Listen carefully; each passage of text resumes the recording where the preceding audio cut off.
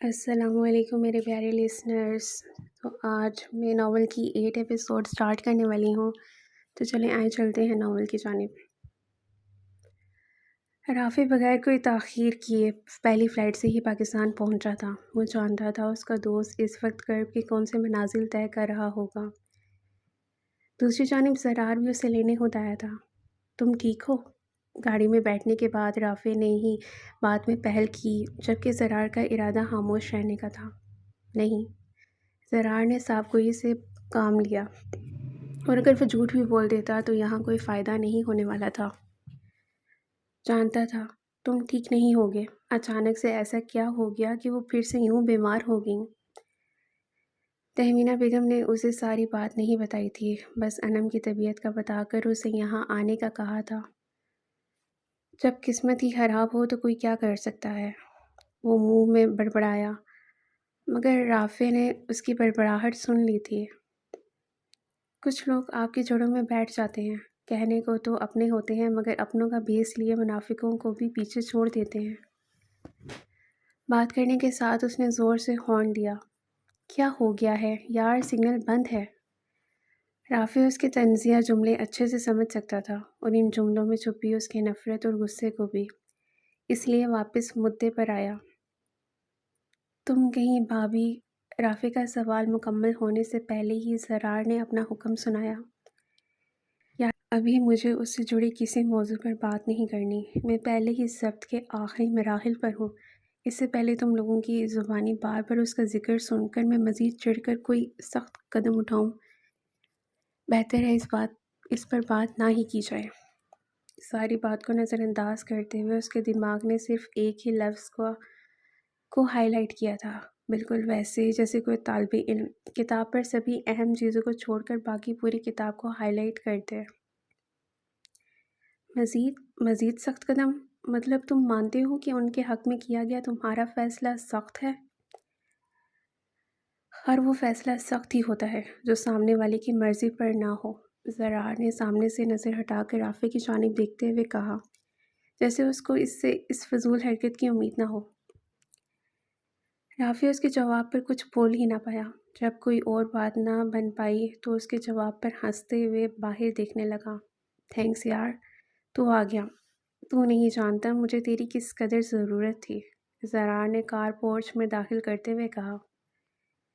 ویسے تو بندہ ہر وقت حاضر ہے، مگر تو نہیں جانتا کہ میں جانتا تھا تجھے میری ضرورت ہے۔ رافع نے ایک ادا سے دروازہ کھولتے ہوئے کہا تو زرار اس کی ادا پر مسکرا کر رہ گیا۔ اتنی تکلیف میں وہی ایک تھا جو آج اس کے چہرے پر مسکراہٹ کا سبب بنا تھا۔ وہ کبھی یہاں نہیں آئی تھی، یا یوں کہا جائے سبحانی صاحب اور زرار کے علاوہ ان کے خاندان میں سے کوئی بھی وہاں آج تک نہیں آیا تھا۔ آج وہ پہلی بار آئی تھی، بہت ہمت جٹا کر، بغیر کسی کو بتائے۔ عبیرہ اسے اپنے ساتھ اپنے کمرے میں لے آئی۔ تم لوگ شروع سے ہی اس گھر میں رہتے ہو؟ نور نے اس کے کمرے کا جائزہ لیتے ہوئے اس سے پوچھا۔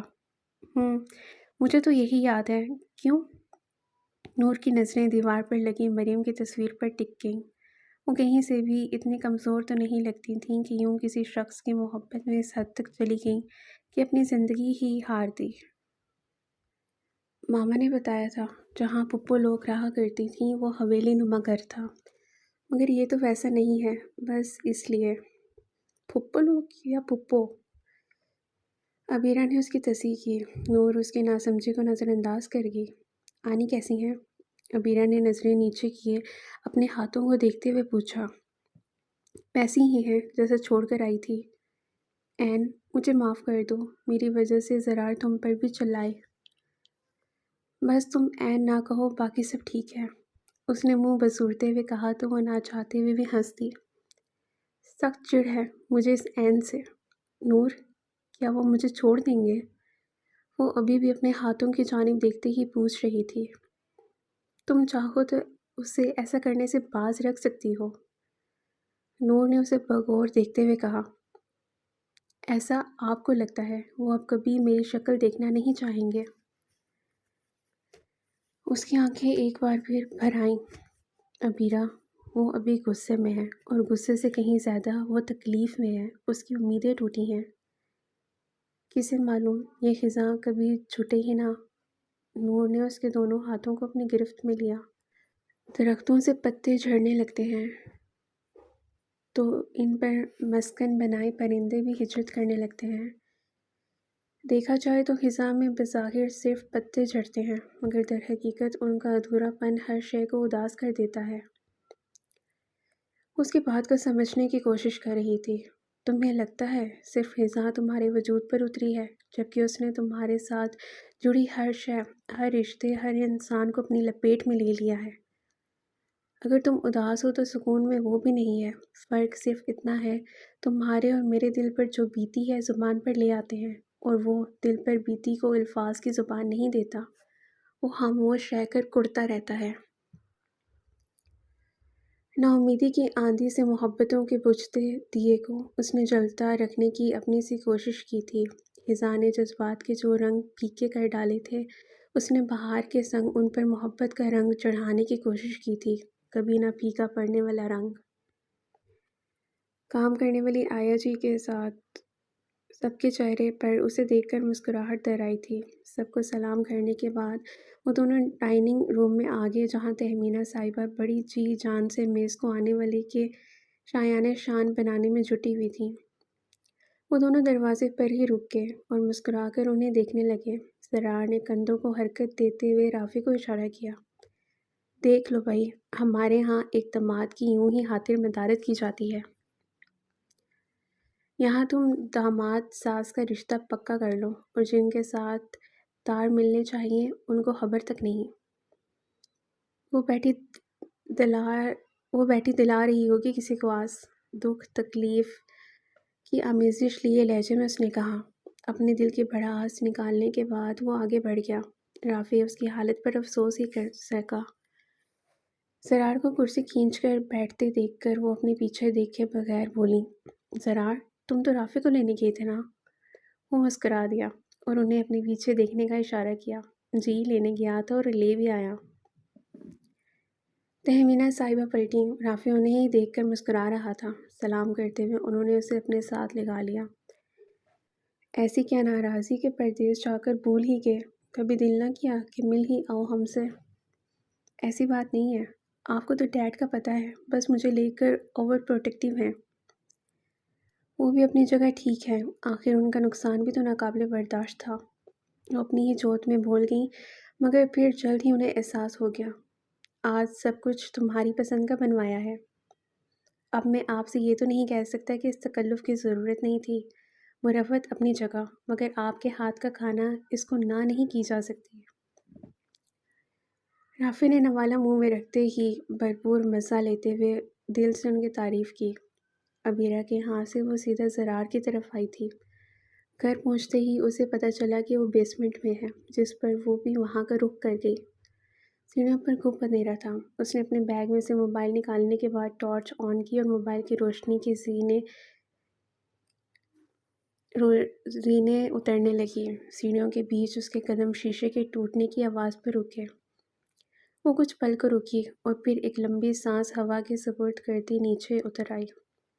بیسمنٹ میں داخل ہوتے ہی اس کی نظر جا بجا بکھرے کانچ کے ٹکڑوں پر پڑی جو اپنے اوپر پڑنے والی رنگ برنگی روشنیوں سے چمک رہے تھے۔ اس نے ان پر سے نظر ہٹا کر سرار کو دیکھا تو وہ اسے خود سے تھوڑی سی دور صوفے پر بیٹھا دکھائی دیا۔ اس کا چہرہ کبھی اندھیرے کی نظر ہو جاتا تو کبھی رنگ برنگی روشنیوں کی مہربانی سے واضح ہونے لگتا۔ اسے اس میں اور وہاں ٹوٹے بکھرے شیشوں کے ٹکڑوں میں کچھ خاص فرق محسوس نہیں ہوا تھا۔ اس سے پہلے کہ وہ مزید کچھ سوچتی، ایک بار پھر سے بوتل دیوار پر پٹکی گئی تھی اور بیسمنٹ اس کے ٹوٹنے کی آواز سے گونج اٹھا۔ وہ ان بوتلوں کو پھینکتے ہوئے اپنی قوت کا بھرپور مظاہرہ کر رہا تھا۔ بالآخر ہر چیز اپنے اختتام کو پہنچ گئی۔ وہاں موجود ہر چیز کو وہ توڑ چکا تھا، سوائے چند ایک گلاسز کے جو فی الوقت اس کی پہنچ سے دور کاؤنٹر ٹیبل پر رکھے ہوئے تھے۔ جب پاس کچھ نہ بچا تو اس نے سر پیچھے کو گرا دیا اور آنکھیں موند لیں۔ نور العین آہستہ سے چلتے ہوئے اپنے پیروں کو کانچ کے ٹکڑوں سے بچاتی اس کے پاس چلی آئی۔ مل آئی اپنی دوست سے؟ وہ آنکھیں کھولے بغیر اسی پوزیشن میں بیٹھے بولا۔ وہ اس سوال پر ضرور حیران ہوتی اگر سامنے کوئی اور ہوتا، مگر اس وقت سوال پوچھنے والا میر زرار علی تھا، جو اپنے چاہنے والوں کی خبر رکھتا تھا۔ وہ بغیر پہرا بٹھائے اپنے پیاروں سے متعلق درست اندازہ لگا سکتا تھا۔ میں نے تمہیں نکاح کرنے سے پہلے ہی بتا دیا تھا کہ تمہاری طرف سے کی گئی کسی زیادتی پر بھی میں تمہارا ساتھ نہیں دوں گی۔ زیادتی؟ وہ تلخ ہنسی ہنسا۔ وہ کتنی آسانی سے کہہ گئی تھی کہ اس نے زیادتی کی ہے، جبکہ وہ اسے اچھے سے جانتی تھی۔ وہ وہاں سے اٹھ کھڑا ہوا اور کمرے میں موجود چھوٹے فریج کے پاس چلا آیا۔ پھر فریج کھول کر سافٹ ڈرنک نکالی اور اسے گلاس میں انڈیلتے ہوئے پاس پڑے باؤل سے آئس کیوبس اٹھا کر گلاس میں ڈالنے لگا۔ نور کو بھی کہہ دینے کے بعد اپنی غلطی کا احساس ہوا۔ وہ بھی وہاں سے اٹھ کھڑی ہوئی اور اس کے پاس آ گئی۔ آئی ایم سوری، میرا وہ مطلب نہیں تھا۔ اٹس اوکے، ہر انسان کا اپنا نظریہ ہوتا ہے، لازمی تو نہیں جو مجھے ٹھیک لگتا ہے وہ تمہارے لیے بھی صحیح ہو سکتا ہے، میرے لیے میری تکلیف نہ ہو۔ کہتے ساتھ ہی اس نے ایک گھونٹ میں سافٹ ڈرنک اندر اتارتے ہوئے اپنے لہجے کی تلخی کو بھی ساتھ ہی پی لینے کی کوشش کی۔ تم ایسا کیسے کہہ سکتے ہو زرار؟ دن بدن تمہارے جذبات میں کس قدر شدت پسندی آ رہی ہے، کیا تمہیں اس بات کا اندازہ ہے زرار علی؟ کیا تمہیں چند باتیں بول دینے کا مطلب یہ ہے کہ ہمیں تمہاری تکلیف کا کوئی اندازہ نہیں؟ نور، میں انسان ہوں یار، کم سے کم مجھے انسان ہونے کا ہی مارجن دے دو تم لوگ۔ میں بشر ہوں، تو پھر مجھ سے فرشتوں سے امیدیں کیوں یار؟ کیا میں تکلیف پر رد عمل بھی نہ دوں؟ میں تھک گیا ہوں اچھا بننے کی کوشش میں۔ نفس کے ساتھ اس طویل جنگ نے مجھے تھکا دیا ہے نور۔ اس سے زیادہ اچھے سے کوئی نہیں جان سکتا تھا کہ بے بسی کیا ہوتی ہے۔ وہ بہت پریشان تھی۔ وہ کچھ دیر کے توقف کے بعد بولی، اچھا۔ یک لفظی جواب دے کر وہ گلاس میں مزید برف ڈالنے لگا۔ پوچھو کہ نہیں، کس لیے؟ زرار کا اس قدر لاپرواہ سا انداز اسے حیران کر رہا تھا۔ میرے لیے تو نہیں ہوگی، ظاہری بات ہے اپنے باپ کی وجہ سے ہی ہوگی۔ اتنی بدگمانی اچھی نہیں ہوتی زرار۔ نور، بہتر ہے تم اس معاملے سے دور رہو۔ اس نے تنبیہ کی۔ ضرور رہتی، اگر یہ معاملہ تمہارا نہ ہوتا۔ کہہ کر وہ بیسمنٹ سے باہر نکل آئی۔ اسے اپنے پیچھے پھر سے کانچ ٹوٹنے کی آواز سنائی دی تھی۔ یقیناً اس بار زرار نے ہاتھ میں پکڑا گلاس بھی پٹک ڈالا تھا۔ وہ بغیر اس پر کوئی رد عمل دیے آگے بڑھ گئی۔ بیسمنٹ سے باہر آتے ہی آخری سیڑھی کو پیچھے چھوڑتے اس کے قدم تھم گئے، جانے تھوڑے سے فاصلے پر کھڑے شخص کے چہرے پر رنگ بکھیرتے فانوس کا کمال تھا یا پھر سالوں پرانی آشنائی کا، جو قدم جم گئے تھے اور آنکھیں منظر بدلنے سے انکاری ہو گئی تھیں۔ دل مدھم دھنوں پر رقص کرنے لگا۔ وہ اسے گلاس وال میں سے بخوبی دیکھ سکتی تھی۔ عین فانوس کے نیچے کھڑا فون پر بات کر رہا تھا۔ اپنے سحر کے ساتھ وہ لوٹ آیا تھا۔ وقت بھی پر لگا کر اڑ گیا تھا۔ اتنے سال بیت بھی گئے اور پتہ بھی نہیں چلا۔ یا شاید جذبات کی سچائی تھی کہ اس نے تو جذبات کو ماند پڑنے دیا اور نہ فاصلوں کو، محبتوں کا اثر زائل کرنے دیا۔ ان کو دیکھنے کی میفیت کا یہ عالم تھا کہ جان ہی نہ پائے۔ آج محبوب کی نظریں بھی مہربان ہیں۔ زرار نے آ کر اس کے کندھے پر ہاتھ رکھا تو وہ چونکی۔ اس نے گردن گھما کر زرار کی جانب دیکھا، مگر جلد ہی منظر غائب ہو جانے کے ڈر سے نظریں واپس اسی جگہ اسی سمت موڑیں جہاں وہ کھڑا تھا۔ وہ اب بھی وہیں تھا۔ اس کا خیال خواہ میں تخلیل نہیں ہوا تھا۔ محبوب کی نظروں کا منظر بدلا تو محب کا سکتہ ٹوٹا۔ چلو، زرار نے سلائڈنگ ڈور کو ایک طرف دھکیلتے ہوئے کہا۔ نہیں، وہ سامنے دیکھتے ہوئے بولی۔ کیوں؟ دیر ہو گئی ہے کافی، مجھے گھر جانا ہے۔ وہ جانے کے لیے پلٹی ہی تھی جب زرار اس کی راہ میں اس انداز سے حائل ہوا کہ دیکھنے والے کو گمان ہوتا وہ اس سے راستہ مانگ رہا ہے۔ وہ نہیں چاہتا تھا ان دونوں کے درمیان بدگمانی مزید بڑھے۔ نور، بچوں والی باتیں مت کرو، وہ تمہیں دیکھ چکا ہے۔ اسے سمجھانے کے بعد وہ آگے بڑھ گیا تو نور کو بھی ناچار اس کے پیچھے چلنا پڑا، مگر وہ بھی نور تھی جو جھکنا جانتی تھی تو جھکانا بھی جانتی تھی۔ نور کو نظریں چراتے ادھر ادھر دیکھتے ہوئے زرار سے اپنی ہنسی روکنا محال ہونے لگا تو وہ سر جھکا گیا۔ وہ اس وقت لال جھنڈی دکھائے بات کرنے سے انکاری تھی۔ السلام علیکم۔ بالآخر رافع نے ہی پہل کی۔ وعلیکم السلام۔ نور نے اس کی جانب دیکھے بنا ہی جواب دیا۔ اس سے پہلے وہ کوئی اور سوال کرتا اور اس کے لیے اسے نظر انداز کرنا مشکل ہوتا، وہ فوراً سے زرار کی طرف متوجہ ہوئی۔ ٹھیک ہے پارٹنر، میں اب چلتی ہوں، تم اپنا خیال رکھنا۔ زرار نے رافع کی جانب دیکھا۔ رافع نے زرار کی طرف مسکراہٹ اچھالی جو نور سے پوشیدہ ہی رہی۔ کیا مطلب؟ یہ اس وقت اکیلی گھر جائے گی؟ کیا یہاں کے حالات اس بات کی اجازت دیتے ہیں؟ کیا معصومیت کا مظاہرہ تھا؟ زرار تو اشاروں میں سے سراغ کیا۔ یہ تو سب جانتے تھے کہ حیدر صاحب پاکستان کے حالات کی وجہ سے زیادہ محتاط رہتے ہیں، اور اس بات کا بھرپور فائدہ رافع نے اس وقت اٹھایا تھا۔ نور کو ناچار اس کی جانب دیکھنا ہی پڑا، ساتھ ہی ساتھ اس نے ابرو اٹھا کر اشاروں کی زبانی سوال بھی کیا۔ Excuse me. ایکسکیوزڈ؟ رافع نے سر کو ہم دیتے ہوئے مسکرا کر کہا۔ نور نے غصے سے زرار کو دیکھا اور پھر بولنے کے لیے لب وا کیے، جنہیں زرار کے جملے نے واپس سے بند کر دیا۔ یہ ہمیشہ اکیلے ہی جاتی ہے۔ میں حیران ہوں، آخر تم لوگوں کو اتنے ایڈونچر کرنا کیوں پسند ہے؟ پتہ ہے ایک چیز خطرے سے خالی نہیں، پھر بھی اس کو کرتے ہو۔ اس بار تو زرار نور دونوں ایک دوسرے کی طرف دیکھتے ہوئے ہنس دیے۔ نور اس لیے ہنسی تھی کہ وہ بھی بالکل حیدر انکل کی کاپی تھا، جبکہ زرار اس لیے کیونکہ اس کی معصومیت انتہاؤں کو چھو رہی تھی۔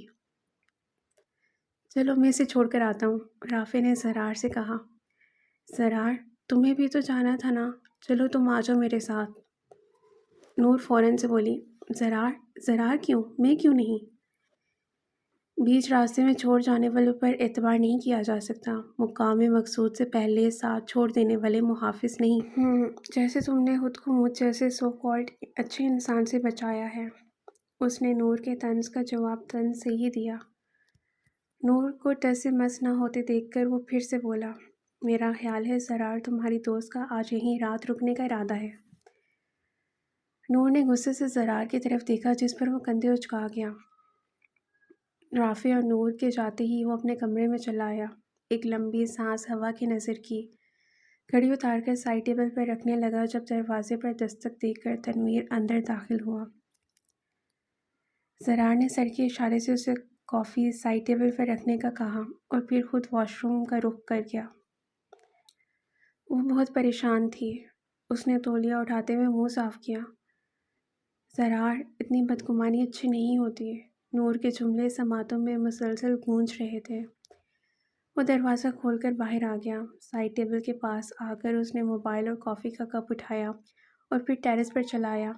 پہلا گھونٹ بھرتے ہی اسے وہ وہیں نیچے لان میں غصے سے چکر کاٹتی دکھائی دی تھی۔ زرار نے کافی کا کپ ایک جانب رکھ دیا۔ پھر سے وہ یاد آئی تھی، اتنی دور سے چلاتے ہوئے اس کی آواز سنائی دی تھی۔ اتنی ہی نفرت ہے تو پھر چھوڑ کیوں نہیں دیتے؟ چھوڑ دیا، چھوڑ دیا، وہ ریکنگ پر جھکا خود سے کہہ رہا تھا۔ نور باہر کی جانب رخ کیے بیٹھی تھی۔ رافع نے بھی موقع کو غنیمت جانا اور بات چیت کی شروعات کی۔ کیسی ہو؟ الحمدللہ بہت خوش ہوں۔ اس نے خوش کے الفاظ پر ضرورت سے زیادہ زور دیا۔ ہاں، اللہ پاک تمہاری خوشی برقرار رکھے۔ وہ سامنے سے نظر ہٹا کر اس کی طرف دیکھتے ہوئے مسکرا کر بولا۔ جب تک تم نہیں تھے مجھے بھی یہی امید تھی۔ وہ پھر سے جل بھون کر بولی۔ تو اب میں تمہاری خوشی کے لیے دنیا سے کوچ کرنے سے رہا؟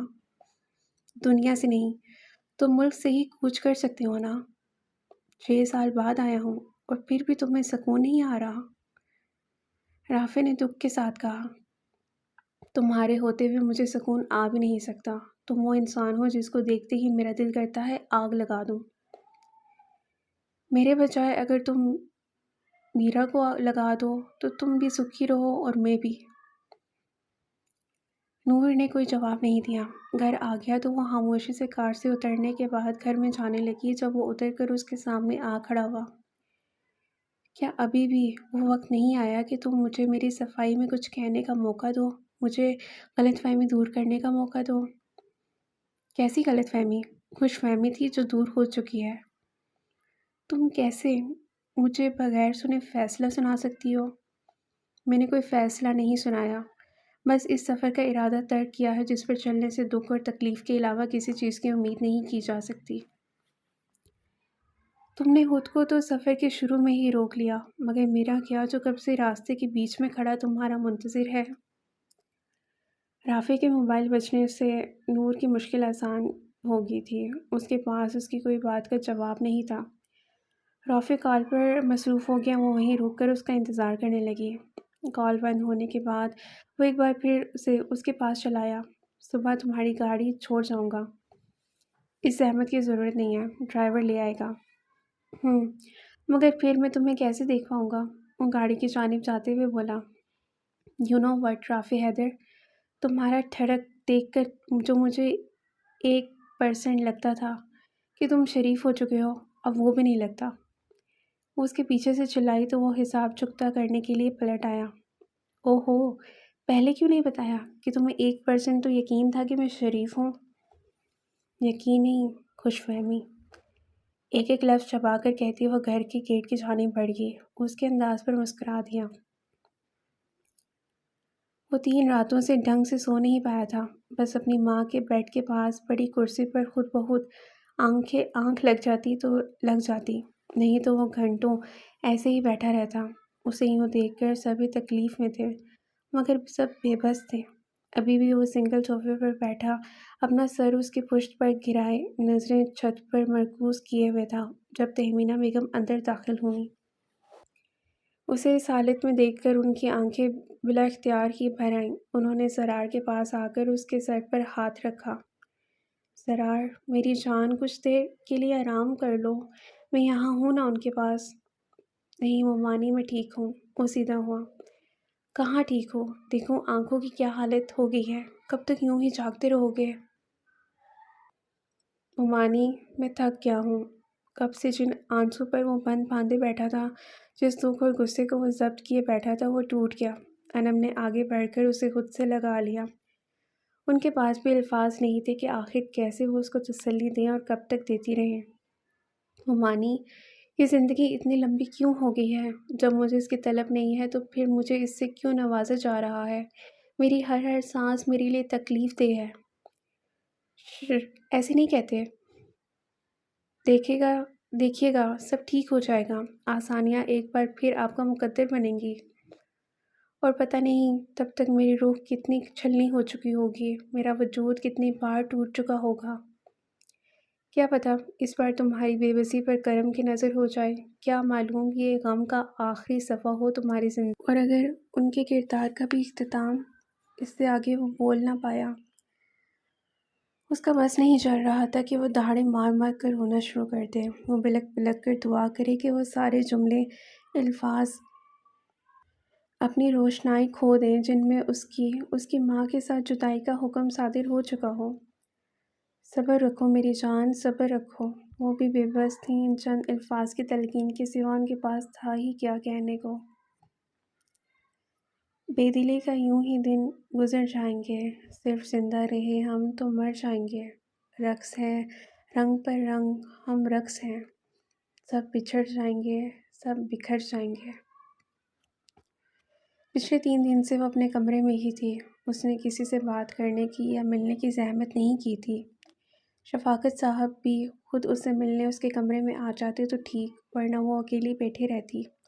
وہ زمین پر بیٹھی بیڈ سے ٹیک لگائے ہوئے ابھی بھی سوچوں کے سمندر میں اتری ہوئی تھی۔ سارا دن وہ انم کی حالت کا سوچ سوچ کر خود کو کوستی رہتی، اور یوں ہی دن تمام ہو جاتا۔ اس بار تو اسے بھی ان کی عادت ہو گئی تھی۔ پہلی بار اس نے ماں سی چاہت، محبت کو محسوس کیا تھا۔ اس نے سیدھے ہوتے ہوئے اپنے ساتھ ہی زمین پر پڑا موبائل اٹھایا اور اس پر نمبر ملانے کے بعد کان کو لگا لیا۔ 1 منٹ سے بھی کم کی بات کے بعد وہ فون سائیڈ پر رکھتی پھر سے بیڈ کی پشت کے ساتھ سر ٹیک گئی۔ کاش شبیرہ، کاش تم خود پر تھوڑا اور جبر کر لیتی تو آج ان کی حالت نہ ہوتی۔ ایک بار پھر جانے انجانے میں تم ان کی تکلیف کا باعث بن گئی۔ تم اتنی جذباتی کیسے ہو گئی؟ خود سے سوال کرتی وہ ماضی میں اتر گئی۔ ماضی اس نے جب سے ہوش سنبھالا تھا تب سے ننیال کے نام پر صرف اپنے ایک ماموں کو ہی پایا تھا جو اس سے ملنے آتے رہتے تھے۔ اگرچہ شفقت علی کو کسی صورت سبحانی صاحب کا یوں وہاں آنا اور عبیرہ سے ملنا اس کے لیے تحائف لانا کسی صورت پسند نہیں تھا، جس کا اظہار وہ اپنے رویے سے کرتے رہتے تھے، اور یہ بات عبیرہ نے بھی محسوس کی تھی، لیکن اس نے کبھی اتنی سی بات کے لیے اپنے باپ کے ساتھ الجھنا مناسب نہیں سمجھا تھا۔ سبحانی صاحب کی یقین دہانی یا پھر اس بار ان کی دھمکی نے شفقت کو روک دیا۔ یہ ان کی دھمکی کا ہی شاید اثر تھا کہ وہ سبحانی صاحب کو اپنے گھر آنے اور عبیرہ کے ساتھ ملنے سے منع نہیں کر پائے تھے، مگر صرف اتنی ہی اجازت تھی کہ وہ مہینے میں ایک آدھ بار اس سے ملنے آ سکتے ہیں۔ شفقت علی نے ظلم کیا تھا، اور ظلم انسان کو اپنی ذات کے اندر خوفزدہ کر دیتا ہے۔ اس کے ساتھ بھی ایسا ہی ہو رہا تھا۔ اپنے ظلم کی داستاں عام ہونے کا خوف انہیں ڈرا رہا تھا۔ کئی سالوں سے جو وہ اپنی بیٹی کی نظروں میں خود کو معتبر دیکھتے آئے تھے، اب انہیں اس رتبے کو کھونے کا خوف لاحق رہنے لگا تھا۔ سبحانی صاحب کو اس سے ملنے کی اجازت مل گئی یا انہوں نے زبردستی لے لی؟ وہ اسی بات پر صبر کا دامن تھام گئے کہ جب وہ بڑی ہوگی، سوال جواب کرنے کے اہل ہوگی، جب اس کو رشتوں کی کمی کا احساس ہونے لگے گا تو وہ اپنے باپ سے ضرور کہے گی۔ بچپن سے اس کے اندر ایک حرق تھی، ایک محرومی تھی مخلص رشتوں کے نہ ہونے کی۔ اپنی ماں سے اسکول میں جب اس کی دوستیں اپنی چھٹیوں کا بتاتیں تو اس نے اکثر کو یہی کہتے پایا کہ وہ چھٹیوں میں اپنے ننیال جائیں گے۔ دل میں خواہش ہونے کے باوجود بھی وہ خاموش رہتی، کیونکہ وہ اپنے باپ کو کسی صورت ناراض نہیں کرنا چاہتی تھی۔ لیکن جب وہ کالج میں آئی اور عمر کے اس حصے میں پہنچی جہاں عقل کی کمی اور خواہشات کی زیادتی ہوتی ہے، تو اس نے بھی اس کا بھرپور مظاہرہ دکھایا۔ کہتے ہیں ماں کو جس سے پیار ہو بچوں کو بھی فطرتاً اسی سے پیار ہوتا ہے۔ شاید یہی وجہ تھی کہ آج تک کبھی ان سے نہ ملنے کے باوجود بھی اس کے دل میں ان کے لیے پیار تھا۔ ان سے ملنے کی ایک آرزو تھی، اور یہی آرزو اس سے وہ کروانے جا رہی تھی جو اس نے کبھی نہ کرنے کا عہد کیا تھا۔ عہد اس بات کا کہ وہ کبھی اپنے باپ کا بھروسہ نہیں توڑے گی، وہ جس کام کے لیے اجازت دیں گے وہ کرے گی، وہ جس کی نہیں وہ کبھی نہیں کرے گی، چھپ کے بھی نہیں۔ مگر آج اس نے ان سب وعدوں کو پیچھے چھوڑنے کا فیصلہ کرتے ہوئے سبحانی صاحب کو کال کر دی۔ سبحانی صاحب کی خوشی اس دن دیدنی تھی جب عبیرہ نے انہیں کال کر کے وہاں آنے کی خواہش کا اظہار کیا تھا۔ وہ سگنلز کے ذریعے پہنچتی آواز سے بھی جان گئی تھی کہ وہ کس قدر خوش ہیں۔ قریباً 15 منٹ بعد وہ اسے کالج کے باہر تھے، بغیر کسی کو بتائے وہ اسے لینے آئے تھے۔ وہ سب کو حیران کرنا چاہتے تھے۔ وہ چاہتے تھے کہ جب عبیرہ یوں اچانک ان کے سامنے جائے تو ان کے چہروں پر آنے والی خوشی وہ خود اپنی آنکھوں سے دیکھیں اور اندازہ کر سکیں کہ وہ سب اس سے کتنا پیار کرتے ہیں۔ گھر پہنچنے کے بعد سبحانی صاحب نے اسے اپنی اوٹ میں چھپا لیا۔ ان کے چہرے پر شرارت کھیل رہی تھی۔ عین راہداری کے بیچ میں کھڑے ہو کر انہوں نے اپنی بیٹی کو پکارا، نورالعین۔ ان کی بیٹی ان سے چند قدم کے فاصلے پر موجود کسی سے بات کرنے میں مصروف تھی۔ سبحانی صاحب کی پکار پر اس نے فون بند کرتے ہوئے ان کی جانب دیکھا، جن کے چہرے پر ابھرتی مسکراہٹ بیان کر رہی تھی کہ آج ان کا صبر رنگ لے آیا ہے۔ اس سے پہلے وہ کوئی سوال پوچھتی، سبحانی صاحب ایک طرف ہوتے ہوئے عبیرہ کے سامنے سے ہٹ کے ان کے پیچھے کھڑی لڑکی کو وہ دیکھتے ہی پہچان گئی تھی، اور بغیر کچھ پوچھے اور سوچے سمجھے وہ بھاگتے ہوئے اس کے گلے آ لگی۔ شروع میں تو عبیرہ اس کے یوں ملنے پر حیران ہوئی، مگر پھر جب سبھی اس سے ایسے ملے تو اس کو ان سب کی محبتوں کی شدت کا احساس ہوا۔ وہ سب عبیرہ کے چہرے سے آشنا تھے، ماں سوائے انم صاحبہ کے۔ وہ ابھی تک اسے حیرانی سے دیکھ رہی تھیں۔ انہیں یوں تکتا دیکھ کر نور نے ان کا ہاتھ تھامتے ہوئے کہا، پھپھو نہیں پہچانا نا، یہ مہرو ہے، میری مریم کی بیٹی؟ انہوں نے ایک بار پھر تصدیق کے لیے پوچھا۔ جی پھپھو، مریم پھپھو کی بیٹی۔ وہ مسکراتے ہوئے بولی تو انہوں نے ایک نظر اپنے بھائی اور بھابھی کی جانب دیکھا جو انہیں ہی دیکھ رہے تھے۔ یقین حاصل ہوا تو وہ حواس کام کرنے لگے۔ آگے بڑھتے ہوئے انہوں نے اسے ایک جھٹکے سے اپنے ساتھ لگا لیا۔ اتنے عرصے سے جس کی یاد انہیں تڑپاتی آئی تھی، یوں اسے پا کر ان کی آنکھیں چھلک پڑیں، لیکن انہیں پرواہ کب تھی؟ کبھی اس کا ماتھا چومنے لگیں تو کبھی اس کے ہاتھ۔ وہ اتنے سالوں سے باپ کے علاوہ ہر رشتے سے، اور اب انہیں یوں پا کر اسے احساس ہو رہا تھا کہ وہ اتنے سالوں تک کس نعمت سے محروم رہی ہے۔ وہ پہلی بار خود کو یہ کہہ کر آئی تھی کہ وہ صرف ایک بار ان سب سے ملے گی، مگر وہ عہد بھی ٹوٹ چکا تھا۔ اب وہ ہفتے میں 2 بار کالج بنک کر کے ان سے ضرور ملنے آتی تھی، اور یہ بات اس نے سیغہ راز میں ہی رکھی تھی۔ دوسری جانب جب سے انم بیگم عبیرہ کے ساتھ ملی تھیں، ان کی شخصیت میں کچھ تبدیلیاں رونما ہوئی تھیں، اور یہ بات تہمینہ صاحبہ نے محسوس کی تھی۔ انہیں اب باقاعدہ ان کے لیے پریشانی ہونے لگی تھی۔ ان کے تخیل کو حقیقت مل گئی تھی۔ اپنی بہن کی بیٹی، اس کی آخری نشانی، ان کی تکلیف کا مرہم انہیں مل گیا تھا۔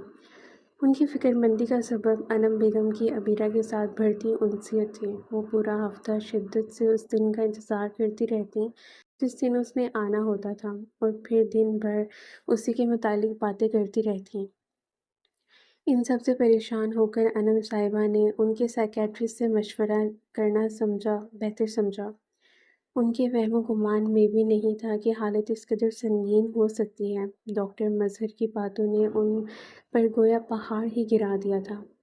دیکھیں، میرا مقصد ہرگز آپ کو پریشان کرنا یا خوفزدہ کرنا نہیں ہے، لیکن عبیرہ کو لے کر ان کے رویے میں جو شدت آتی جا رہی ہے وہ کسی اچھی صورتحال کی نشاندہی نہیں کر رہی۔ دراصل جب کوئی انسان اپنی جان سے پیاری چیز کو کھو دیتا ہے تو اس کے دل میں ایک خوف سا بیٹھ جاتا ہے۔ پھر جو اس کے پاس چند ایک لوگ بچ جاتے ہیں وہ ان کے لیے خطرناک حد تک پوزیسو ہو جاتا ہے، اور اب وہ عبیرہ کے لیے بھی پوزیسو ہو رہی ہیں۔ وہ ساری تفصیل بتا کر اپنے نوٹ پیڈ پر کچھ تحریر کرنے لگے۔ کیا ہمیں اسے ملنے نہیں دینا چاہیے؟ ان کے چہرے پر پریشانی کے آثار نمودار ہوئے۔ نہیں، اب آپ ایسا نہیں کر سکتی۔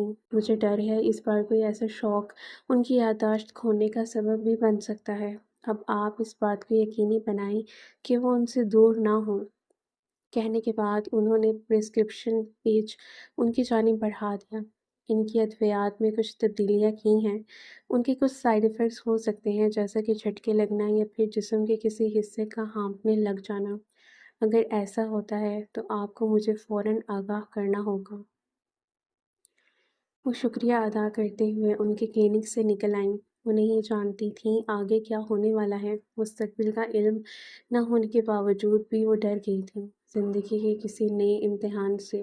یہ وہی جانتی تھیں کہ زرار اب تک صرف اپنی ماں کی خاطر خود کو سنبھالے ہوئے ہے۔ بالآخر منگل آ گیا تھا۔ آج 3 دن کے بعد وہ پھر ان سے ملنے آئی تھی۔ اس کے وہم و گمان میں بھی نہیں تھا کہ اس کے بابا اسے خود کالج سے لینے آ جائیں گے۔ جب بھی وہ سیدھے راز میں پروان چڑھتی خوشیوں کو منانے میں مصروف تھی، اس بات سے انجان کہ اس کے باپ کو کالج جانے پر معلوم ہو چکا ہے کہ وہ وہاں نہیں ہے۔ وہ چھٹی سے پہلے کالج واپس آ گئی، اور پھر وہیں وین سے گھر آنے پر اس نے اپنی جانب پشت کیے شفاقت صاحب کے گرد بازو پھیلاتے انہیں پیار کیا، اور پھر اپنے کمرے کی جانب قدم بڑھائے۔ عبیرہ، کیا کچھ ایسا ہے جو آپ نے ابھی تک ہمیں نہیں بتایا؟ ان کے سوال پوچھنے پر اس کے قدم رک گئے۔ اس کے اندر خوف نے سر اٹھایا۔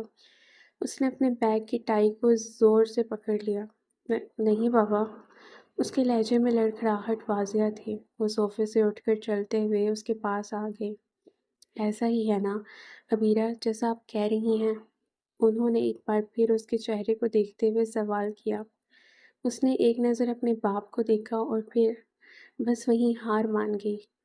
بابا، میں کالج بنک کیوں؟ اس کا جملہ انہوں نے بیچ میں ہی کاٹ دیا۔ ان کے لہجے میں غصہ نہیں تھا، مگر آواز بلند ضرور تھی۔ غصہ ہوتا بھی کیوں؟ مریم کا خون تھا، بے وفا نہیں ہو سکتا تھا، بالکل اسی کی طرح۔ بابا، وہ میں ماموں کے گھر۔ اس سے آگے اس سے یہی سوچ کر نہیں بولا گیا کہ اس کے باپ کو کتنی تکلیف ہوئی ہوگی اس کی اس حرکت سے۔ عبیرہ، آپ کالج سے چھٹی کر کے لے کر اپنے ماموں کے گھر جاتی رہی ہیں؟ وہ چلائے اور تعصب سے اسے دیکھتے ہوئے صوفے پر بیٹھ گئے۔ وہ بھی گھرنے کے انداز سے ان کے قدموں میں بیٹھ گئی۔ عبیرہ، آپ نے ہمارا بھروسہ توڑا ہے۔ ہم نے کبھی نہیں سوچا تھا کہ نہ صرف آپ بغاوت کریں گی بلکہ ہم سے چھپائیں گی بھی۔ نہیں پاپا، ایسا نہیں ہے، میرا صرف ان سے ملنے کا دل تھا، وہ بہتے ہوئے آنسو کے ساتھ کہہ رہی تھی۔ جبھی آپ نے میرے کہے کی لاج بھی نہ رکھی ابیرا۔ ان کے لہجے میں خوف سے زیادہ کہیں زیادہ مان ٹوٹنے کی تکلیف تھی۔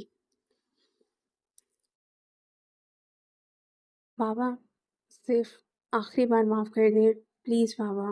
اب وہ سسکتے ہوئے التجا کرنے لگی۔ بیٹی کو یوں روتا دیکھ کر ان کا دل بھی نرم ہو گیا۔ انہوں نے پیار سے اس کے آنسو صاف کیے۔ آپ کو اپنے بابا پر بھروسہ ہے نا؟ اگر وہ آپ کو وہاں جانے سے منع کرتے ہیں تو اس کی ضرور کوئی وجہ ہوگی۔ اس نے اس بات میں سر ہلایا۔ آئندہ تو نہیں کریں گی نا ایسا؟ انہوں نے اس کی آنکھوں میں دیکھتے ہوئے پوچھا۔ کبھی نہیں بابا۔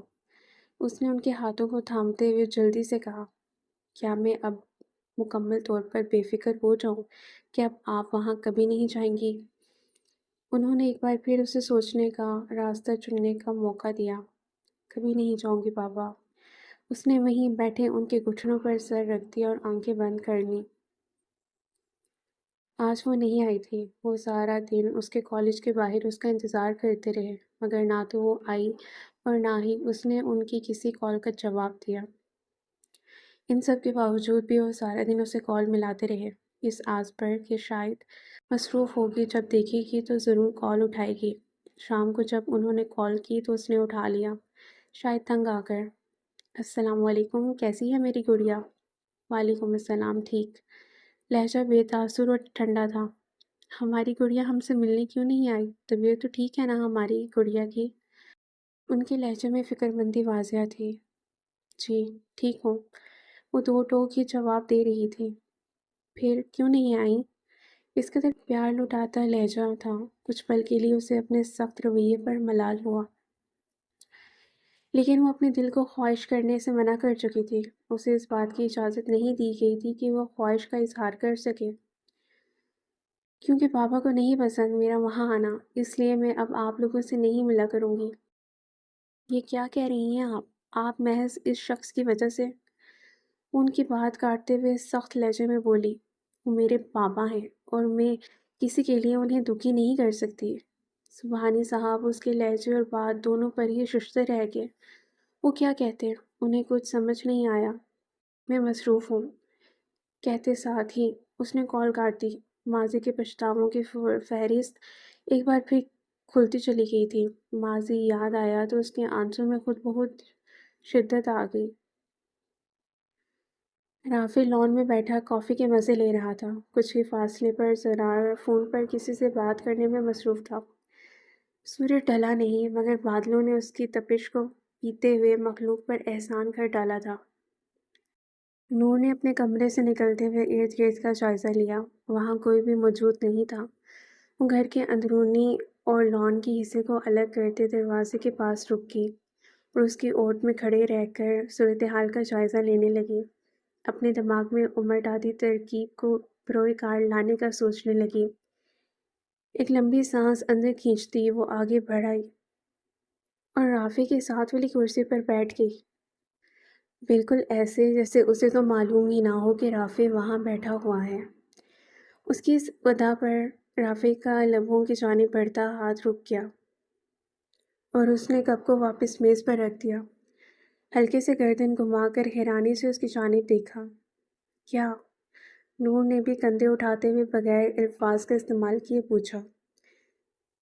رافع کے لبوں پر مسکراہٹ رنگ گئی۔ وہ سمجھ گیا تھا کہ ضرور کچھ ایسا آن پڑا ہے جس کے لیے اس اکیلی کا دماغ ناکافی ہے، جبھی وہ اس کے پاس آ پہنچی ہے، مگر اس نے انجان بننا ہی ٹھیک سمجھا۔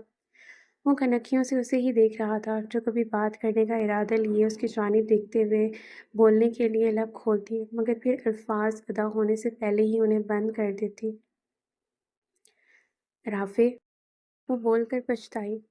وہ اب گردن موڑے اسے ہی دیکھ رہا تھا، لب بھرپور کوشش کر رہے تھے پھیلنے کی، مگر وہ انہیں ایسا کرنے سے روک رہا تھا۔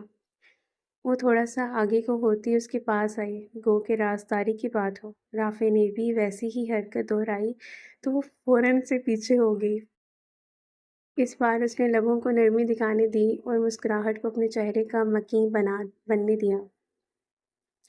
سنو، ابیرہ کو آنی کے ساتھ ملوانا ہے، وہ دھیمے لہجے میں بولی۔ لگے رہو اپنی کوششوں میں، مجھے امید ہے ایک دن تم دونوں کی طلاق کروانے میں کامیاب ہو جاؤ گی۔ رافی نے واپس سے اپنا کپ اٹھا لیا۔ اللہ معافی، تم کس طرح کے دوست ہو؟ دوست ہو بھی یا نہیں، کیونکہ کوئی دوست تو ایسی باتیں منہ سے کبھی نہ نکالے۔ اس کے مزاج بگڑے لیکن سامنے والا بھی ابھی تک پرسکون تھا۔ میں تو صرف منہ سے نکال رہا ہوں، جبکہ تم باقاعدہ اس کو یقینی بنانے میں ہو۔ میں نے اسے نہیں کہا، اس نے خود ہی کہا ہے، اور سرار کو جب پتہ چلے گا تب نہ۔ وہ کہنے کے ساتھ ساتھ سرار کو بھی دیکھ رہی تھی، کہیں آ ہی نہ جائے۔ بہترین این، بہترین، بجائے اس کی کہ تم دوست کو سیدھی راہ دکھاؤ، تم تو اس کے ساتھ ہی غلط راہ پر نکل پڑی ہو۔ اینی، بلکہ نور العین، اس نے زور دیتے کہا تو وہ بھی لال جھنڈی دکھا گیا۔ بولتی رہو، میں تو این ہی کہوں گا۔ تم ملوا رہے ہو یا نہیں؟ اس بار وہ دو ٹوک انداز میں جواب کی منتظر نظر آئی۔ پہلے ہی تمہاری نصیحتوں پر عمل کر کے میں ایک دوست کو کھو چکا ہوں، اب زرار کو نہیں کھو سکتا۔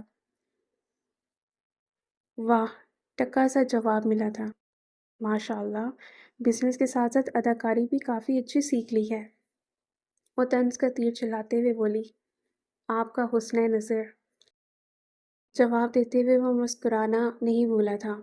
تمہارا ٹھڑک کبھی نہیں جا سکتا نا، میں عبیرہ کو لے کر آؤں گی، تب جب زرار اپنے گھر ہوگا، اور تم اس بات کو یقینی بناؤ گی کہ وہ عبیرہ کے جانے سے پہلے یہاں نہ آ پائے۔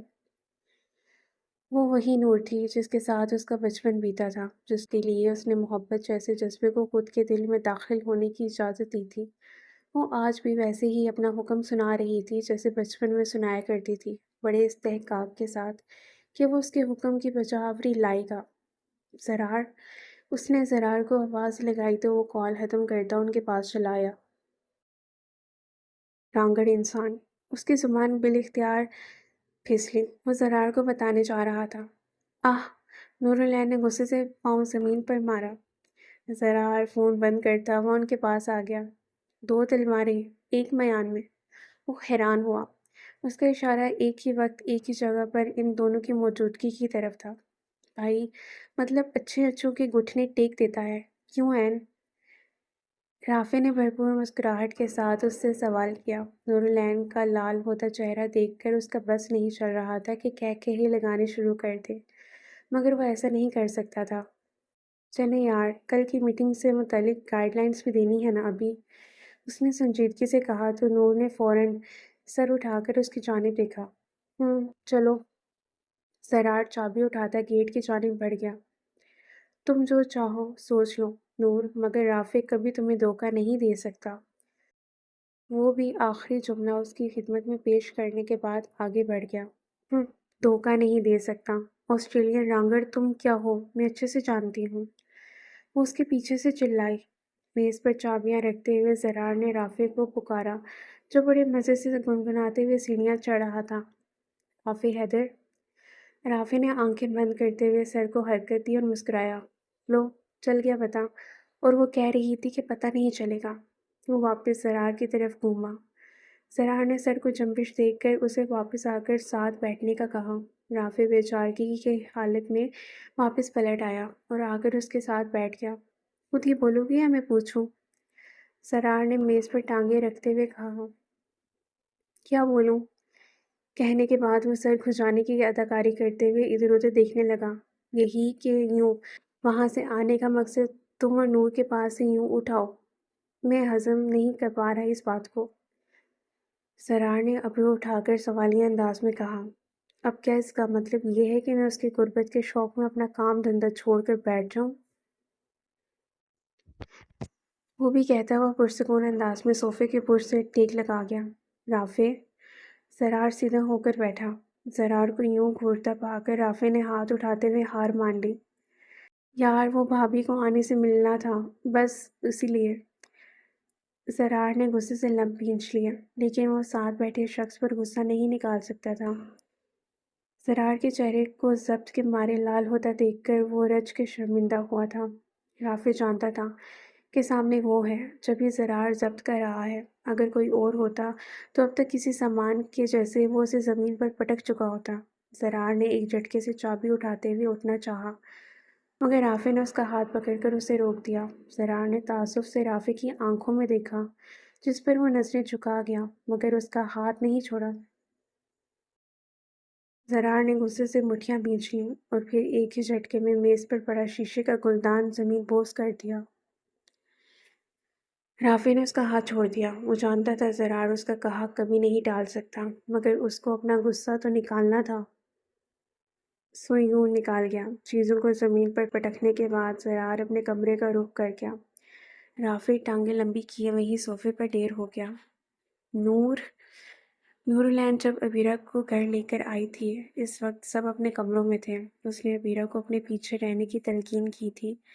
پہلے گردن نکال کر وہ خود حالات کا جائزہ لیتی اور پھر وہاں سے اس کے ساتھ آگے بڑھتی۔ بالآخر وہ اسے تہمینہ اور سبحانی صاحب سے بچاتے ہوئے انم بیگم کے کمرے میں لے ہی آئی۔ عبیرہ آہستہ سے دروازہ کھولتے ہوئے اندر آئی۔ انم صاحبہ کو یوں دواؤں کے زیر اثر سوتا دیکھ کر اس کی تکلیف میں مزید اضافہ ہوا اور شرمندگی میں بھی۔ ٹانگوں کو موڑتے ہوئے وہ زمین پر ان کے پاس بیٹھ گئی اور آہستہ آہستہ ان کے سر میں ہاتھ چلانے لگی۔ آنکھوں نے بھی ضبط کو کمزور پڑتے دیکھ کر اپنا بوجھ ہلکا کرنے کی ٹھان لی۔ ماسی، اس نے آنکھیں بند کرتے اس لفظ کی مٹھاس کو محسوس کیا۔ ماں جیسی۔ ماسی، ماں کو کھو چکی ہوں، آپ کو نہیں کھو سکتی، مت جائے نا مجھے چھوڑ کر۔ جذباتیت کا اثر تھا کہ آنسوؤں میں تیزی آ چکی تھی۔ آنسوں کی زیادتی کے سبب اس سے الفاظ بھی ادا نہیں ہو سکے تھے۔ مجھے انم نہیں بننا، مجھے مریم کا دکھ نہیں برداشت کرنا، مجھے نہیں تڑپنا کسی کی یاد میں، پلیز پلیز مجھے چھوڑ کر نہ جائے نا۔ اس نے اپنا ماتھا ان کے ہاتھ پر رکھ کر آنکھیں بند کر لیں۔ جب تک ماں کی ممتا سے انجان تھی تو کبھی اس کی خواہش بھی پیدا نہیں ہوئی تھی، لیکن جب سے اپنی محرومی کا ثمر آپ کی محبت کی صورت پایا ہے، تب سے جانا ہے کہ کتنی بڑی نعمت ہے۔ مجھے پھر سے اپنی ماں کو نہیں کھونا۔ میں کیسے اس گلٹ کے ساتھ زندہ رہوں گی کہ میری ایک غلطی کے سبب میں نے اپنی سب سے پیاری ہستی کو کھو دیا۔ وہ روتے ہوئے فریاد کر رہی تھی، مگر اس بار وہ خاموش تھی۔ پہلے وہ کہتی نہیں تھی، مگر پھر بھی وہ اس کی آنکھیں دیکھ کر سمجھ جاتی تھیں، اور آج وہ رو رو کر انہیں پکار رہی تھی تو وہ انجان بنی سو رہی تھی۔ کندھے پر کسی نے ہاتھ رکھا تو اس نے نظر انداز کر دیا اور ویسے ہی سر جھکائے آنسو بہانے میں لگی رہی۔ عبیرہ، میری جان اٹھو، تہمینہ نے اس کے کندھے پر ہاتھ رکھتے ہوئے اس سے کہا۔ شرمندگی نے ایک بار پھر آن گھیرا۔ اٹھو میری جان، ایسے رونے سے تھوڑی نہ کچھ ہوگا، چلو شاباش۔ انہوں نے اسے دونوں کندھوں سے تھامتے ہوئے کھڑا کیا۔ وہ نظریں تک ملا نہ سکے۔ انہوں نے خاموشی سے اسے اپنے ساتھ لگا لیا۔ وہ کیا کہتی؟ سبھی اس وقت تکلیف میں تھے۔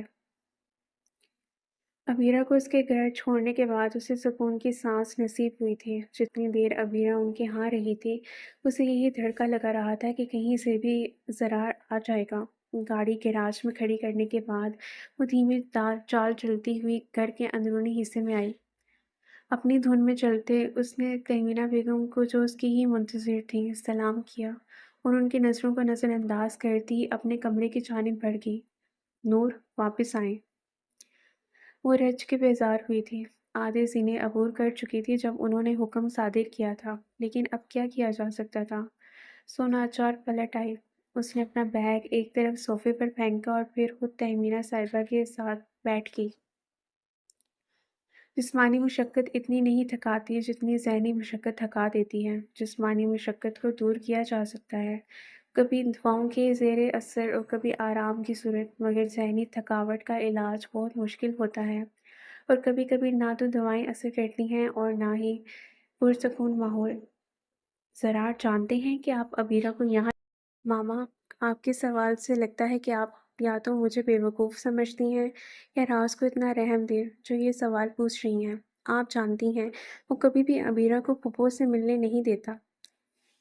مجھے آپ سے اس قسم کی ہی بیوقوفی کی امید تھی۔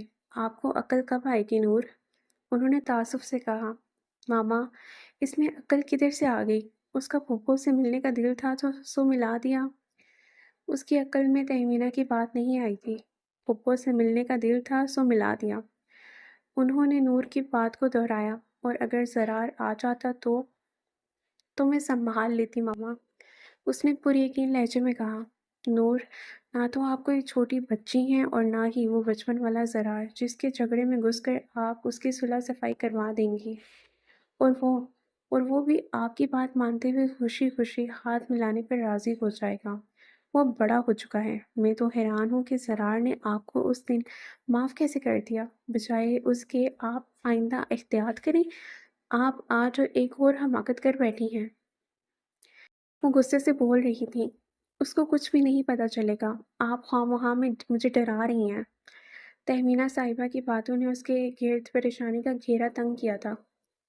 یہ آپ کی خوش فہمی ہے کہ آپ بہت کوئی پہنچی ہوئی چیز ہیں۔ اول تو وہ جان ہی چکا ہوگا، اور اگر ایسا نہ بھی ہوا تو آپ تو جانتی ہیں نا کہ آپ نے اس سے جھوٹ بولا ہے، اس کے بھروسے کا ناجائز فائدہ اٹھایا ہے۔ ماما، آپ جانتی ہیں میری نیت دھوکے دینے کی نہیں تھی۔ وہ صوفے کی ڈھول چھوڑتے ہوئے سیدھی ہوئی۔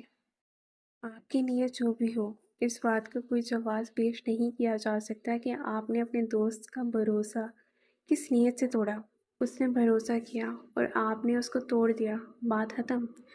نہ کوئی دلیل بچتی ہے اور نہ ہی صفائی۔ نور، اگر آپ دوست کی جان بچانے کے لیے بھی اسے دھوکہ دو، تب بھی وہ قابل قبول نہیں ہو سکتا۔ جانتی ہو، اس کو اپنے زندہ بچ جانے کی خوشی سے زیادہ اس دھوکے کا غم ہوگا، اس جھوٹ کی تکلیف ہوگی جو آپ نے اس سے بولا ہے۔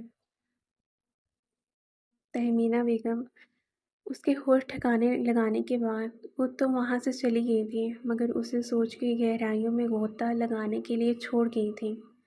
تہمینہ کی باتیں اسے ہلا کر رکھ گئی تھیں۔ اس نے جلدی سے فون اٹھایا اور اس پر نمبر ملانے لگی۔ بیل جا رہی تھی، مگر شاید سامنے والا فون اٹھانے سے انکاری تھا۔ بیل جاتی، کچھ دیر بجتی رہتی اور پھر ایک بیپ کے ساتھ فون بند ہو جاتا۔ اسے مایوسی ہوئی۔ فون بند کرتے ہوئے وہ بھی وہاں سے اٹھ گئی۔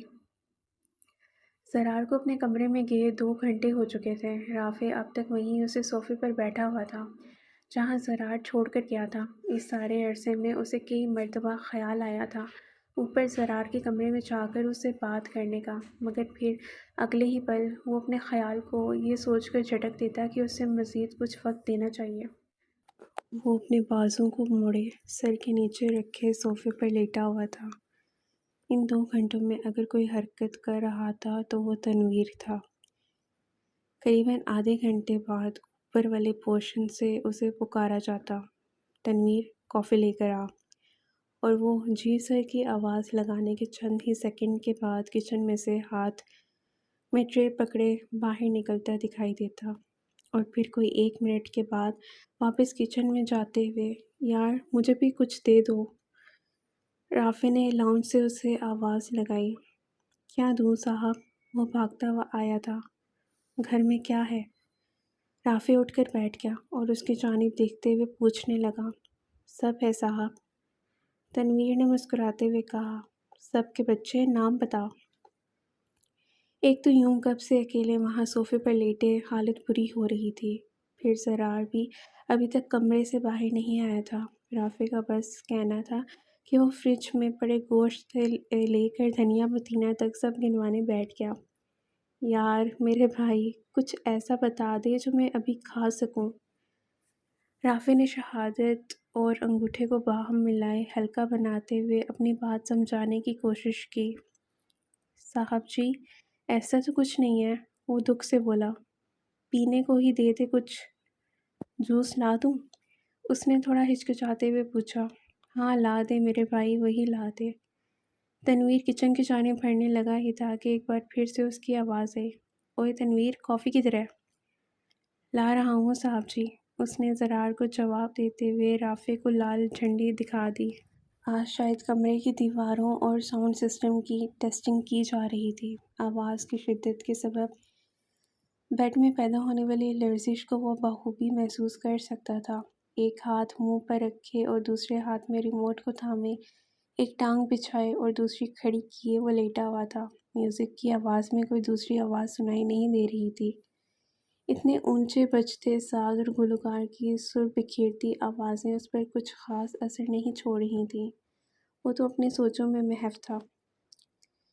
رافع کے دروازہ کھولتے ہی 14 طبق روشن ہو گئے تھے۔ اس کا ہاتھ بے اختیار ہی اپنے کانوں کی طرف کیا۔ اس نے سنبھلنے کے بعد زرار کی تلاش میں دیکھا۔ وہ سامنے ہی بیڈ پر آنکھیں بند کیے آرام فرمانے کے ساتھ ساتھ ریموٹ کو گھما رہا تھا۔ رافع نے آگے بڑھ کر ریموٹ کو اس کے ہاتھ سے لینے کے بعد میوزک بند کیا اور پھر واپس ریموٹ کو بیڈ پر اچھال دیا۔ زرار نے رافع کو گھور کر دیکھا اور ریموٹ اٹھا کر پھر سے میوزک پلے کر دیا اور آنکھیں بند کر لیں۔ زرار کا یہ رویہ اسے طیش دلا گیا۔ اس نے ایک لمبی سانس ہوا کے سپرد کرتے ہوئے خود کو پرسکون رہنے کی تلقین کی اور پھر مین سوئچ سے تار کھینچ کر نکال دی۔ یہی ڈرامہ کرنا تھا تو مت مانتا میری بات؟ رافع اس کے پاس آتے ہوئے چلایا۔ رافع، ابھی جا یہاں سے۔ زرار نے آنکھیں کھولتے ہوئے اسے تنبیہ کی اور پھر واپس سے یوں آنکھیں بند کر لیں جیسے وہ وہاں ہو ہی نہ۔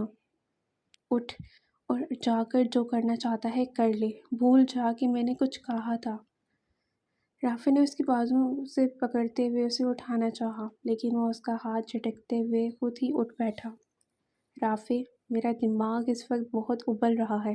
اس سے پہلے کہ میں تیرے ساتھ کچھ کروں بہتر ہے یہاں سے جا۔ نہیں، میں نہیں جا رہا۔ تو نے جو کرنا ہے کر، میں بھی تو دیکھوں آخر میرا دوست میرے ساتھ کیا کر سکتا ہے۔ رافع نے اس کی آنکھوں میں دیکھتے ہوئے کہا اور مزید اس کے قریب آیا۔ رافع، اس کے سینے پر ہاتھ مارتے زرار اسے پیچھے دھکیلتے ہوئے چیخا تھا۔ چل اور جا کر جس کا دل کرتا ہے سر کھول دے۔ مجھے تیرے اس احسان کی کوئی ضرورت نہیں ہے۔ جہاں رشتوں کے تقدس کا کوئی لحاظ نہ ہو وہاں احسان بھی نہیں کرنے چاہیے۔ رافع کسی صورت ہار ماننے کو تیار نہیں تھا۔ صاحب جی، کافی۔ زرار جو رافع کو جواب دینے کے لیے آگے بڑھ رہا تھا تنویر کی آواز پر رک گیا۔ لے جا اور پھینک دے اسے۔ رافع نے بغیر زرار کے ناراضی کی پرواہ کیے اسے حکم دیا۔ تنویر نے بے چارگی سے زرار کی جانب دیکھا۔ تنویر کا یوں زرار کو التجائی نظروں سے دیکھنا رافع کو مزید مشتعل کر گیا تھا۔ رافع نے تنویر کے ہاتھ سے کافی کا کپ لیا اور باتھ روم کا رخ کر گیا۔ جب واپس آیا تو کپ خالی تھا۔ اس نے کپ واپس ٹرے میں پٹکا۔ تنویر ابھی تک حیوانوں کی طرح کھڑا کبھی کافی کے کپ کو تو کبھی اس کو دیکھ رہا تھا۔ چل شاباش، جا کر سو جا، آج کے لیے اتنا ہی تھا۔ رافع نے اس کے بازو پر تھپکی دیتے ہوئے کہا۔ اس بار اس نے زرار کی طرف نہیں دیکھا تھا بلکہ رافع کے کہتے ہی وہاں سے بھاگ جانے میں عافیت جانی تھی۔ بات کرنی ہوئی تو کافی لے کر ٹیرس پر آ جانا، دو ٹوک انداز میں کہتا وہ ٹیرس کی جانب بڑھ گیا۔ اس کا خیال تھا کہ وہ کچھ ہی دیر میں کافی لے آئے گا مگر جلد ہی گاڑی کا ہارن سنتے اس کو احساس ہو گیا کہ وہ کس قدر خوش فہم انسان ہے۔ وہ ٹھیک کہتی تھی، وہ کس قدر خوش فہم انسان ہے۔ نہ چاہتے ہوئے بھی اس کا خیال آ ہی گیا۔ زرار نے گردن گھما کر نظریں نیچے کیے اپنے بائیں جانب دیکھا جہاں وہ کار میں بیٹھا اسے ہی دیکھتے ہوئے ہارن بجا رہا تھا۔ اب کی بار اس کے ماتھے پر بل نہیں پڑے تھے بلکہ لبوں پر مسکراہٹ کھیل گئی تھی۔ صبحانی ویلا سے واپسی پر وہ کافی پرسکون تھی۔ محض انم صاحبہ کو دیکھنے کے لیے اسے یہ سب کچھ کرنا پڑا تھا اور ان کو دیکھ لینے سے ہی اسے دل کے گوشے میں سکون اترتا محسوس ہو رہا تھا۔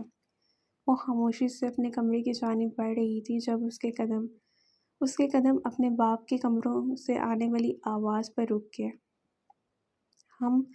وہ واپس آ گئی ہے، لگتا ہے زرار نے چھوڑ دیا ہے۔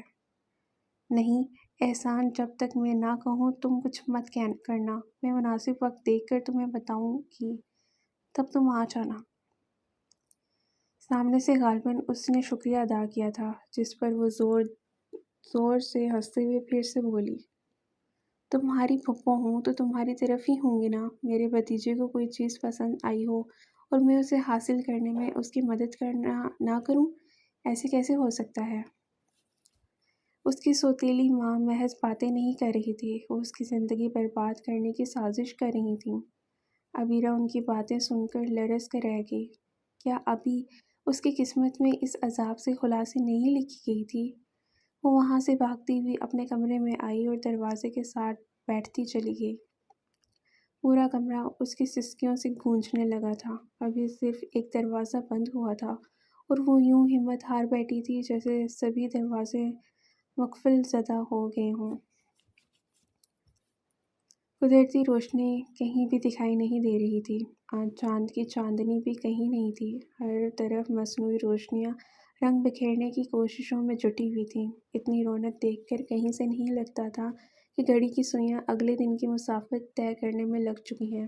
رافع گاڑی ڈرائیو کر رہا تھا۔ زرار گاڑی کا شیشہ کھولے کوہنی کو موڑے ونڈو میں رکھے ہوئے تھا۔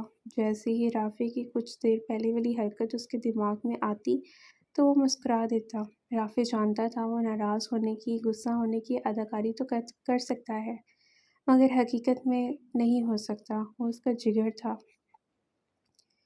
کہاں جانا ہے بھائی؟ پچھلے 2.5 گھنٹے سے ڈرائیو کر رہا ہوں۔ اب تو لگ رہا ہے کسی بھی وقت میری گردن ڈھلک جائے گی اور میں لڑک جاؤں گا۔ رافع نے مری ہوئی آواز میں کہا، میری پسند کی جگہ پر تو تم آج چلو گے نہیں، کسی رنگین جگہ جانا ہی پسند کرو گے۔ زرار نے گردن گھما کر اس کی جانب دیکھا۔ شاید وہ تصدیق چاہ رہا تھا۔ رافع نے ونڈو اسکرین سے نظریں ہٹا کر اسے دیکھا اور پھر ہنستے ہوئے حساب برابر کیا۔ تمہاری حالت میں سمجھ سکتا ہوں۔ تم جس صدمے میں ہو اس میں رنگینیاں پسند نہیں آتی۔ یار کے پیار میں آج رچ کے ذلیل ہوا ہوں تو اپنی ساری اداسی نکل گئی ہے۔ وہ اپنی حالت سے خود ہی محسوس ہوا تھا۔ اس کا اشارہ آج کے واقعے کی طرف تھا۔ نور العین کا ساتھ دیکھ کر وہ زرار کے سامنے رچ کے شرمندہ ہوا تھا۔ کیوں؟ میری حالت کو کیا ہوا ہے اور میں کس صدمے میں ہوں؟ ویسے مجھے نہیں یاد پڑتا کہ تم زندگی میں کبھی دکھی ہوئے ہو۔ زرار نے پرسوچ انداز میں کہا، ہوا تھا نا، جب تمہاری پیاری کزن میرا پاؤں توڑ کر گئی تھی۔ کتنے دن تک درد ہوتا رہا تھا۔ اس کو سمجھنا بہت مشکل ہے۔ کس بات پر کیسے ری ایکٹ کرے، پریڈکٹ نہیں کیا جا سکتا۔ پرانی باتیں یاد آنے پر دل میں کہیں درد سا اٹھا تھا۔ تم کسی لڑکی کے ساتھ پکڑے جاؤ اور وہ بھی جب تم نے 2 دن پہلے اسے شادی کے لیے پروپوز کیا ہو، تو تم ایسی لڑکی سے کیا امید کرتے ہو؟ کیا وہ تمہیں ہار پہناتی کہ اس کا ہونے والا شوہر افیئر چلاتے ہوئے پکڑا گیا ہے، یا پھر نظر ثانی کرتی کہ اس کے ہونے والے شوہر پر لڑکیاں فدا ہو رہی ہیں؟ اوہ بھائی، کون سا افیئر؟ کیسا افیئر؟ تم اچھی طرح سے جانتے ہو کہ اس وقت اس کے ساتھ وہاں ہونا حالات کا تقاضا تھا۔ رافع کو زرار کی یادداشت پر شک ہوا۔ یہ وقت و حالات ایسے تقاضے تم سے ہی کیوں کرتے ہیں رافع؟ باہر سے نظریں ہٹاتے ہوئے زرار نے اسے چڑھانے والے انداز میں کہا، شاید اس لیے کہ وہ جانتے ہیں اس فریم میں ہی پورا آ سکتا ہوں۔ زرار اگر کہتا تھا کہ وہ کبھی دکھی نہیں ہوا تھا تو وہ غلط نہیں کہتا تھا۔ اداسی کو بھی اس کے چہرے پر زیادہ دیر رہنا پسند نہیں تھا۔ مسکراہٹ کو اپنے ہونٹوں کا دیوانہ بنانا آسان کام نہیں ہوتا۔ بہت کم چہرے ایسے ہوتے ہیں جن سے مسکان کو عشق ہوتا ہے، ایسا عشق کہ وہ کسی صورت ان خاص لوگوں کے لبوں سے جدا نہیں ہوتی۔ اگر خوشیاں کبھی ان سے روٹھ بھی جائیں تب بھی مسکان ان سے نہیں روٹھتی۔ قسمت ان پر آزمائش کی دیوار کتنی بھی تنگ کر دے مگر ان کے چہرے امید کے رنگ بکھیرتے رہتے ہیں، اپنے زخمی دل کے ساتھ بھی بکھرے ہوں کو سمیٹنے میں لگے رہتے ہیں۔ ہاں، اور جو تھوڑی بہت کسر رہ گئی تھی فریم میں فٹ آنے کی، وہ نور العین کی کوشش سے پوری ہو گئی ہے۔ دونوں کے کہے بلند ہوئے تو ہوا بھی ان کے سنگ جھوم اٹھی۔ زرار واپس سے گردن موڑتے ہوئے باہر کی جانب رخ پھیرنے کو تھا جب اس کی نظروں نے رافع کے ہاتھوں کی حرکت کو پکڑا۔ اس نے بڑی کمال مہارت کے ساتھ زرار سے بچاتے ہوئے موبائل کو بجنے سے پہلے ہی خاموش کروا دیا تھا۔ موبائل کو بند کرنے کے بعد اس نے واپس سے اسے اپنی گود میں رکھ لیا تھا۔ انسان وہ کام ہی نہ کرے جس میں بعد میں شرمندگی کے مارے پیچھے ہٹنا پڑے۔ وہ اب کھڑکی سے باہر دیکھ رہا تھا۔ اس میں شرمندہ ہونے والی کیا بات ہے؟ رافع اور شرمندہ بالکل ناممکن سی بات تھی۔ شرمندہ ہونے والی بات نہیں ہے تو پھر میرے سامنے اس کی کال لینے سے کیوں کترا رہے ہو؟ اسے معلوم تھا رافع کے موبائل پر کافی دیر سے وقفے سے بیل ہو رہی تھی۔ کوئی کال کر رہا تھا جسے وہ بڑی سہولت سے کاٹ رہا تھا۔ وہ چاہتا تھا وہ چاہتا تو گاڑی ایک جانب روک کر کال لے سکتا تھا یا پھر ایک میسج چھوڑ سکتا تھا، لیکن وہ مسلسل نظر انداز کرنے پر تلا ہوا تھا۔ اب ہر بات تمہارے سامنے تو نہیں کی جا سکتی نا میر زرار، رافع نے آنکھ دبا کر کہا۔ میرے سامنے کیا؟ تم تو میرے پیچھے بھی نہیں کر سکتے۔ زرار کا انداز حقیقت سے روشناس کروانے والا تھا۔ چیلنج کر رہے ہو؟ نہیں، بتا رہا ہوں، نور العین کے معاملے میں تمہیں میری ہی مدد چاہیے ہوگی۔ نہیں، مہربانی، آخری بار تم بیچ میں پڑے تھے تو آج تک اس کے آفٹر شاکس محسوس کر رہا ہوں۔ اب کچھ کرو گے تو میرے بڑھاپے تک اثرات جائیں گے۔ ریسٹورنٹ کے باہر گاڑی روکتے ہوئے رافع نے تفریحی انداز میں ہاتھ جوڑتے ہوئے اسے باز رہنے کا کہا تھا۔ اگلی دوپہر زرار، رافع اور سبحانی صاحب لانچ پہ بیٹھے ہوئے تھے۔ رافع سبحانی صاحب کے ساتھ بزنس کی دنیا کے اتار چڑھاؤ پر اظہار خیال کر رہا تھا، جبکہ در حقیقت وہ اپنے نمبر پکے کرنے کے چکر میں تھا۔ ایسا زرار کا خیال تھا۔ زرار سنگل صوفے پر بیٹھے آنکھیں بند کیے ہوئے تھا۔ ان آنکھوں کو سکون کی اشد ضرورت تھی۔ آنکھوں کو تو پلکوں کی پاڑ گرا کر سکون دیا جا سکتا تھا، مگر دماغ کو کیسے سکون حاصل ہوتا؟ پچھلے کچھ دنوں سے سلیپنگ پلز لینے کے باوجود بھی نیند اس پر مہربان نہیں۔ بوا، کافی، اس نے وہیں سے آواز لگا کر کہا۔ زرار، کچھ کھاؤ گے بھی یا یوں ہی کافی پی پی کر خون جلاتے رہو گے؟ تہمینہ صاحبہ اس کے ساتھ والے صوفے پر بیٹھتے ہوئے اس کے بالوں میں انگلیاں چلانے لگیں۔ نہیں مومانی، بس کافی۔ بھول پن کی انتہا تھی۔ بوا، ابھی کافی نہ بنائیں، پہلے زرار کے لیے کھانا لگا دیں۔ بوا، میرے لیے بھی۔ سبحانی صاحب کے ساتھ اپنی بات کو روکتے ہوئے اس نے صدا لگائی تو زرار بھی ہنس دیا۔ آنکھیں موندے وہ مسکراتے ہوئے کتنا حسین لگتا تھا۔ اس کی یہ مسکراہٹ وہاں موجود سبھی لوگوں کے لیے بڑی خاص تھی۔ پارٹنر، پارٹنر، نور العین اسے پکارتی ہوئی کسی افتاد کی طرح وہاں پہنچی تھی۔ نور، جان نکال دی۔ تہمینہ بیگم کا ہاتھ بے اختیار ہی دل کے اوپر گیا تھا۔ پارٹنر، اٹھو۔ بھاگنے کے سبب اس کا سانس اس قدر پھول چکا تھا کہ اسے بولنے میں بھی دشواری کا سامنا کرنا پڑ رہا تھا۔ اس کا ہاتھ کھینچتے ہوئے کہہ رہی تھی، پھپھو کو ہوش آ گیا ہے، ڈاکٹر مظہر۔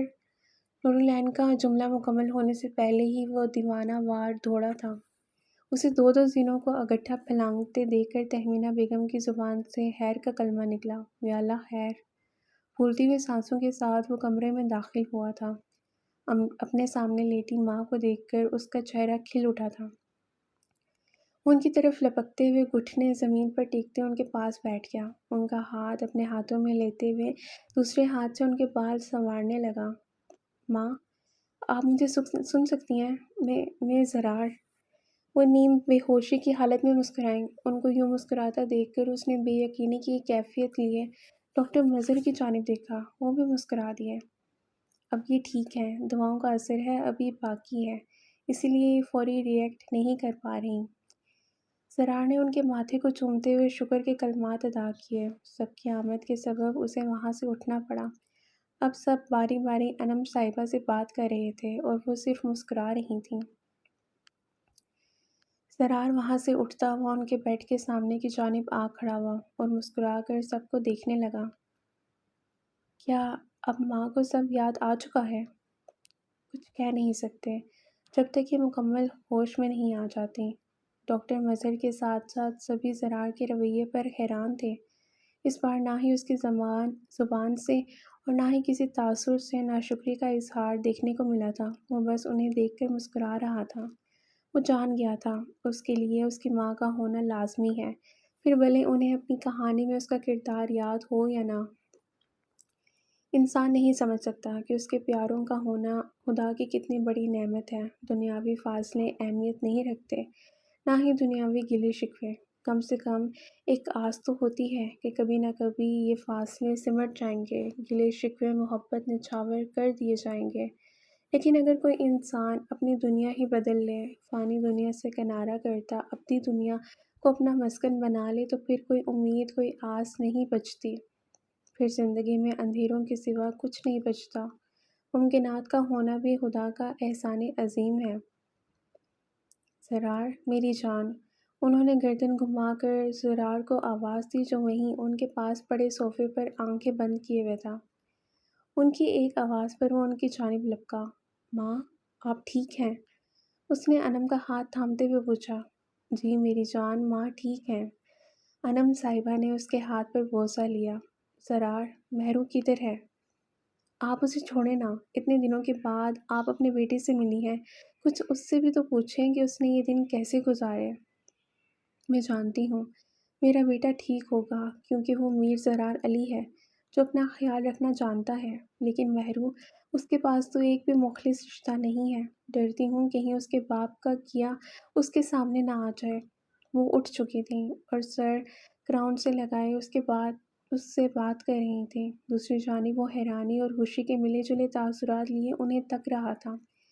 انہیں سب یاد آ چکا تھا، تکلیف کے لمحات گزر چکے تھے، اس پر کرم کر دیا گیا تھا، اس کی مراد پر کر دی جا چکی تھی۔ وہ اپنے ہاتھ پر نمی کو محسوس کر سکتی تھیں۔ ان کے بیٹے کی آنکھوں سے بہنے والے آنسو ان کے ہاتھ کو بھگو رہے تھے۔ آج بہت دنوں کے بعد وہ آفس آیا تھا۔ جب سے انم بیمار ہوئی تھی تب سے رافع ہی بزنس کے معاملات کو دیکھ رہا تھا، مگر اب چونکہ وہ ٹھیک ہو گئی تھی اس لیے آج رافع نے ہاتھ کھڑے کر دیے تھے کہ وہ آج کسی صورت آفس نہیں جانے والا۔ کھڑکی سے باہر دیکھنے کے ساتھ وہ کافی کے ذائقے سے لطف اندوز ہو رہا تھا۔ اپنی حالت سمجھنے سے وہ خود بھی قاصر تھا۔ اب تو اسے سکون آ جانا چاہیے تھا۔ اس کی ماں ٹھیک ہو چکی تھی لیکن ان سب کے باوجود بھی دل کہیں نہ کہیں کچھ نہ ہونے کی صدا لگا رہا تھا۔ فون کی گھنٹی بجنے پر وہ میز کے پاس چلا آیا اور کپ میز پر رکھتے ہوئے ایکسٹینشن اٹھائی۔ سر، آپ کے لیے کال ہے، ریسیپشنسٹ نے اطلاع دی۔ کس کی ہے؟ اس نے کرسی پر بیٹھتے ہوئے ریسیور کو دوسرے ہاتھ میں لیا۔ سر، اپنا نام نہیں بتا رہی، کہہ رہی ہیں آپ جانتے ہیں انہیں۔ اس کی آواز سے لگ رہا تھا کہ وہ ڈر رہی ہے، مبادا غصے کی لپیٹ میں ہی نہ آ جائے گی کہ ایسے ہی کوئی کال کرے گا اور وہ اسے بتانے چلی آئے گی، مگر یہ کیا کچھ بھی نہیں کہا گیا۔ اوکے، ٹرانسفر کر دیں۔ کال ٹرانسفر ہوتے ہی اس نے سلام کیا، مگر سامنے سے کوئی جواب نہیں دیا گیا۔ غالباً کال آپ نے ہی کی ہے اور بات کرنے کے لیے ہی کی ہوگی۔ خاموشی توڑی گئی۔ میرے خیال سے آپ نے بات کرنے کا ارادہ ترک کر دیا ہے۔ اوکے، اللہ حافظ۔ کان سے ریسیور ہٹاتا اس کا ہاتھ رک گیا۔ آواز کچھ جانی پہچانی لگی۔ ہیلو۔ اس نے فون واپس کان سے لگا لیا اور سر کرسی کی پشت سے ٹیکتے ہوئے آنکھیں بند کر لیں۔ دل کچھ کہنا چاہتا تھا لیکن وہ سننا نہیں چاہتا تھا، مگر دل تو دل ہوتا ہے، جو پیغام پہنچاتا مقصود ہوتا ہے وہ پہنچا کر ہی رہتا ہے۔ میں ابیرہ، پلیز فون بند نہ کیجیے گا۔ سامنے سے جواب نہ پا کر اسے لگا کال کٹ گئی ہے، جس کی تحقیق کے لیے اس نے پھر سے صدا لگائی۔ ہیلو۔ آفس کے نمبر پر کیوں کال کی؟ وہ سیدھے انداز میں اس سے یہ پوچھ نہیں پایا کہ اس نے پرسنل نمبر پر کال کیوں نہیں کی۔ ابیرہ سمجھ گئی۔ بالآخر کچھ تو قربتوں کا اثر ہوا تھا۔ ڈر تھا کہ پرسنل نمبر پر کروں گی تو آپ اٹھائیں گے نہیں۔ زرار خاموش رہا۔ وہ ٹھیک کہہ رہی تھی، اگر وہ کال کرتی تو وہ کبھی نہ اٹھاتا۔ نور نے بتایا آنی ٹھیک ہو گئی ہیں؟ زرار اس کی آواز کی لرزش محسوس کر سکتا تھا۔ یک لفظی جواب۔ کیا آپ مجھے معاف کر سکتے ہیں؟ وہ جھجکتے ہوئے بولی۔ ابیرہ۔ وہ بولنے لگا تو وہ اسے ٹوک گئی۔ وہ کچھ کہنا چاہتا تھا لیکن وہ سننے سے انکاری تھی۔ کسی نے غلط فہمیوں کو مٹانے کے لیے قدم آگے لینا چاہے تھے تو کسی نے خوف کے مارے قدم پیچھے لے لیے تھے۔ وہ کہنا چاہتا تھا اس کے کہے کا پاس نہ رکھنے نے اسے تکلیف پہنچائی ہے، لیکن وہ سننے سے انکاری تھی۔ وہ شکوہ کرنا چاہتا تھا مگر وہ سزا کے طویل ہونے سے ڈر گئی تھی۔ پلیز منع مت کیجیے گا، آپ جو کہیں گے، جیسا کہیں گے ویسا ہی کروں گی۔ آپ جیسا بھی سلوک کریں گے شکوہ نہیں کروں گی، بس اپنا نام دے دیجیے اور اپنے گھر میں پناہ۔ وہ بے بسی کی انتہا پر تھی۔ آپ کہیں گے تو میں خود ہی آ جاؤں گی، بس منع مت کیجیے گا۔ کیا وہ بات کرتے ہوئے رو رہی تھی؟ مگر کیوں؟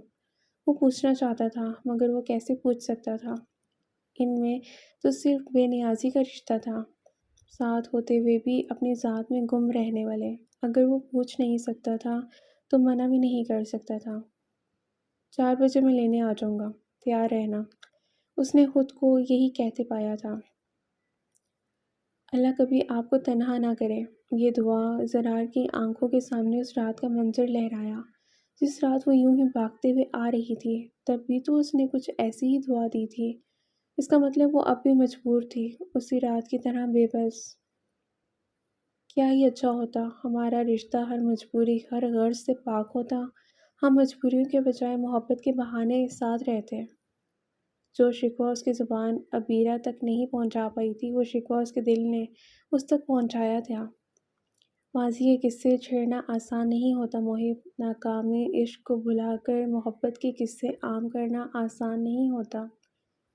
ستمگری کے بعد سر آنکھوں پر بٹھانا آسان نہیں ہوتا، انکاری کے بعد اقرار کی آرزو کرنا آسان نہیں ہوتا، ڈھلتی شاموں میں امید کے دیے جلانا آسان نہیں ہوتا، شب ہجر میں تمنائے وصل یار کرنا آسان نہیں ہوتا۔ وہ عین وقت پر اسے لینے پہنچ چکا تھا۔ ہارن کی آواز پر اس نے تھوڑے سے پردے سرکا کر دیکھا تو دل کو تسلی ہوئی، وہ وعدے سے پھرا نہیں تھا۔ اس نے کہا تھا وہ لینے آئے گا تو وہ لینے آ چکا تھا۔ وہ اپنا بیگ اٹھاتی بغیر کسی کو مطلع کیے گھر سے باہر نکل آئی۔ عبیرہ کو آتا دیکھ کر وہ گاڑی سے اتر آیا، بغیر نظریں ملائے۔ اس کے سلام کا جواب دینے کے بعد اس نے عبیرہ کے ہاتھ سے اس کا بیگ پکڑ لیا۔ اس کا بیگ گاڑی میں رکھنے کے بعد وہ اپنی سیٹ سنبھال گیا، اختلاف اپنی جگہ، مگر جو اس کی ذمہ داری تھی وہ اس سے منکر نہیں۔ وہ اسے آنکھیں نہیں ملا رہا تھا، وہ نہیں چاہتا تھا کہ وہ جان سکے کہ وہ کتنا کمزور ہے۔ اس قدر پہرے کے باوجود بھی اس کی آنکھیں چغلی خور تھیں۔ عبیرہ اس کی تکلیف کا، بے خوابی کا اس کی لال ہوتی آنکھوں سے پتہ لگا چکی تھی۔ غم نے اس کے چہرے پر اپنے آثار چھوڑ دیے تھے، اور یہ آثار عبیرہ سے چھپے نہیں رہ سکے تھے۔ اسے زرار کو یوں دیکھ کر تکلیف ہو رہی تھی، شاید اس لیے کہ وہ کہیں نہ کہیں ان سب کا سبب بنی تھی۔ کچھ پل اس کو یوں ہی دیکھنے کے بعد اس نے بھی اس کے چہرے سے اپنی نظریں ہٹا لیں۔ اسے گھر لانے کے بجائے سبحانی ولا لے آیا۔ آج تو حیرانی پر حیرانی ہی عبیرہ کا مقدر بن رہی تھی۔ وہ خاموشی سے اس کے ساتھ چل دی۔ گھر میں داخل ہوتے ہی ان کو سب لان میں بیٹھے دکھائی دیے۔ وہ سب لان میں بیٹھے چائے سے لطف اندوز ہو رہے تھے۔ وہ تو آرام سے آگے بڑھ گیا، مگر عبیرہ، اس کو آگے بڑھنے میں مشکل پیش آ رہی تھی۔ شرمندگی، جھجک، ڈر اور ایسی ہی کئی کیفیات آڑے آ گئی تھیں۔ ارے عبیرہ، وہاں کیوں کھڑی ہو؟ آؤ نا بیٹا۔ تہمینہ بیگم کے کہنے پر سب کی نظروں کا مرکز بنی تو مزید شرمندگی نے آ گھیرا، مگر پھر سبھی کو اپنا منتظر پا کر ان کے پاس چلی ہی آئی۔ سب کی محبتیں ابھی تک اس کے لیے برقرار تھیں۔ یہاں آئیے میرے پاس۔ انم بیگم کے کہنے پر وہ ان کے ساتھ والی کرسی پر بیٹھ گئی۔ کہاں تھی اتنے دنوں سے آپ؟ جانتی بھی تھیں کہ خالہ بیمار ہیں؟ ان کے چہرے پر ویسی ہی محبت تھی جس سے وہ بچپن سے محروم تھی۔ وہ میں اسے سمجھ نہیں آ رہی تھی کیا جواز پیش کرے۔ یوں اسے جواب ڈھونڈتا دیکھ کر انم بیگم نے خود ہی اس کی الجھن سلجھا دی۔ جانتی ہوں زرار نے نہیں آنے دیا ہوگا، کہتے ساتھ انہوں نے سوالیہ نظروں سے زرار کو دیکھا۔ وہ پہلو بدل کر رہ گیا۔ کیا کروں میں اس لڑکے کا؟ بس مجھے لے کر ذرا حساس طبیعت کا مالک ہے، مگر تم فکر نہیں کرو، کان کھینچوں گی اس کے؟ نہیں آنی، ایسی بات نہیں ہے، مجھ میں آپ کا سامنا کرنے کی ہمت ہی نہیں تھی۔ وہ نظریں جھکائے اپنے چہرے پر ڈھیروں شرمندگی لیے کہہ رہی تھی۔ عبیرہ، ادھر دیکھیں میری طرف۔ انہوں نے پیار سے اس کا چہرہ اپنی جانب کیا۔ یہ جو کچھ بھی ہوا ہے، آپ ان میں سے کسی چیز کے ذمہ دار نہیں ہیں، یہ سب قسمت میں یوں ہی ہونا لکھا تھا، اور دیکھیں میں اب مکمل طور پر ٹھیک ہو چکی ہوں۔ اتنا ایموشنل ڈرامہ وہ مزید نہیں دیکھ سکتا تھا، سو وہاں سے اٹھ گیا۔ مگر مجھے ان سب چیزوں کا سبب نہیں بننا چاہیے تھا انی۔ وہ اب بھی نظریں جھکائے ایک ہاتھ سے دوسرے کو مسل رہی تھی۔ چھوڑیں، جو ہونا تھا سو ہو گیا، انم صاحبہ نے عبیرہ کے ہاتھوں کو چومتے ہوئے کہا۔ ان کی چاہت پر مسکرا دی۔ زرار بیٹا، رافع سے پوچھو کب تک آ رہا ہے، پھر میں ڈنر لگواؤں۔ تہمینہ بیگم کچن سے باہر آتے ہوئے زرار سے مخاطب ہوئیں۔ رافع؟ رافع کیوں آ رہا ہے؟ یہ تو ہمارا فیملی ڈنر ہے نا، جو کہ اپنوں کے ساتھ ہی ہونا چاہیے۔ نور نے موبائل کو بند کرتے ہوئے سوال کیا۔ ہائے میری بیٹی کتنی بڑی ہو گئی ہے نا؟ تہمینہ صاحبہ چہرے پر مصنوعی پیار سجاتے ہوئے بولی۔ ابھی میں سیدھی ہوئی نا تو سارا اپنا پن نکال دوں گی۔ اچھی طرح دیکھ رہی ہوں جو خناس آج کل تمہارے دماغ میں بڑھتا جا رہا ہے۔ اتنے عرصے کے بعد اگر وہ آ ہی گیا ہے تو تمہیں بھی نئی نئی سوچنے لگی ہیں۔ وہ اسے جھاڑ پلاتے ہوئے وہاں سے چلی گئی۔ ان کے جاتے ہی زرار رافع کو کال کرنے لگا۔ تقریباً تیسری بیل پر فون اٹھا لیا گیا۔ ہاں یار کدھر ہو؟ سب انتظار کر رہے ہیں۔ وہ سب کو لمبا کھینچتے ہوئے بولا۔ زرار کی شرارت کو سمجھتے ہوئے اس نے اپنے پاس بڑا کشن اٹھا کر اس کو جڑ دیا۔ کیوں یار؟ کیوں نہیں آ سکتے؟ اس کا کہنا تھا کہ نور کا زوردار قہقہہ بلند ہوا۔ یار کام تو بعد میں بھی ہو سکتا ہے، ممانی انتظار کر رہی تھیں۔ وہ اداسی کے ساتھ کہہ رہا تھا۔ نور بھی اپنا کام چھوڑتے ہوئے اس کے پاس آ بیٹھی اور سامنے پڑے ڈبے میں سے پینٹس اٹھا کر منہ میں ڈالنے لگی۔ چلو ٹھیک ہے، تم اپنا کام کر لو، اوکے۔ زرار کے فون بند کرنے کی دیر تھی کہ اس نے ایک بار پھر قہقہہ ہوا کی نظر کیا اور سکون کسے کہتے ہیں تم کیا جانو زرار بابو۔ اسے تنگ کرتی ہوئی وہ اپنے کمرے کا رخ کر گئی۔ ڈائننگ ٹیبل پر سب سے پہلے وہی موجود تھی۔ اپنی مسکراہٹ کو چھپاتے ہوئے زرار اس کے سامنے والی کرسی پر بیٹھ گیا اور ابیرہ اس کے ساتھ والی۔ ابیرہ کیا تمہیں پتہ ہے جز آنا کسے کہتے ہیں؟ وہ کھیرا منہ میں ڈالتی ہوئی بولی۔ مخاطب ابیرہ کو کیا گیا تھا لیکن سنانا زرار کو مقصود تھا۔ وہ بھی بھرپور ایکٹنگ کرتے ہوئے خاموشی سے گلاس میں پانی اڈیلنے لگا۔ ابیرہ نے ناسمجھی سے نفی میں گردن ہلائی۔ وہ ایک بار پھر بھرپور طریقے سے ہنسی۔ تو کوئی نہیں، زرار بتا دیتا ہے، کیوں پارٹنر؟ وہ زرار کو چھڑانے کے لیے مسلسل ہنستی جا رہی تھی اور وہ بھی بہترین اداکاری کرتے ہوئے زچ ہو رہا تھا۔ نور کیا ہو گیا ہے آج تمہیں؟ تمہارے تو مزاج کا ہی کچھ پتہ نہیں چلتا۔ ابھی تھوڑی دیر پہلے اتنی جلی بھنی باتیں کر رہی تھی اور اب یوں ہنستی جا رہی ہو۔ تہمینہ بیگم میز پر کھانا لگاتے ہوئے بولی۔ اس نے کندھے اچکائے۔ کچھ بھی تو نہیں۔ سبھی ڈنر کے لیے آ چکے تھے اور رافع کے منتظر تھے جبکہ وہ دبی دبی ہنسنے لگی۔ السلام علیکم، سوری تھوڑا لیٹ ہو گیا۔ رافع نے حال ہی نشست سنبھالی جو کہ نور کے ساتھ والی تھی۔ ہائے رے، اس کے چہرے سے ہنسی یوں غائب ہوئی تھی جیسے کبھی اس کے چہرے سے آشنا ہی نہ تھی۔ کوئی بات نہیں بیٹا، چلو شروع کریں سب۔ سبحانی صاحب کے کہتے ہی سب اپنی اپنی پلیٹس میں کھانا نکالنے لگے مگر وہ تو ہاتھ باندھے یوں کرسی کے پشت سے جا لگی جیسے کوئی بچی ہو اور اب مسلسل زرار کو گھور رہی تھی جو اسے نظر انداز کرتا کھانے کا لطف لینے میں گم تھا۔ پھر اس نے گردن گھما کر رافع کو آڑے ہاتھوں لینے کی۔ تمہیں تو کام تھا نا، ضروری کام۔ کام نہیں تو؟ نور کے پوچھنے پر اسے یاد آیا تو وہ زرار سے سوال کرنے لگا۔ یار زرار، اگر تمہیں میری آواز ٹھیک سے نہیں آ رہی تھی تو یہی سوچ لیتے کہ میں رافع ہوں۔ اتنی دیر تک تم میں عام حالات میں کام نہ کروں اور تم سمجھ رہے تھے کہ میں ڈنر کو چھوڑ کر کام کو فوقیت دوں گا۔ کھانے کے ساتھ دو ہاتھ کرتے ہوئے اس نے زرار سے سوال کیا۔ کیا رافع؟ زرار نے اسے پکارا تو وہ کھانا چھوڑ کر اس کی طرف متوجہ ہوا۔ تمہیں پتہ ہے جز آنی کسے کہتے ہیں؟ اب کی بار رافع کی وہی حالت تھی جو ابیرہ کی تھی مگر تب ابیرہ صرف نور کو دیکھ رہی تھی جبکہ رافع نے زرار کی نظروں کا پیچھا کرتے ہوئے نور کی جانب دیکھا تھا۔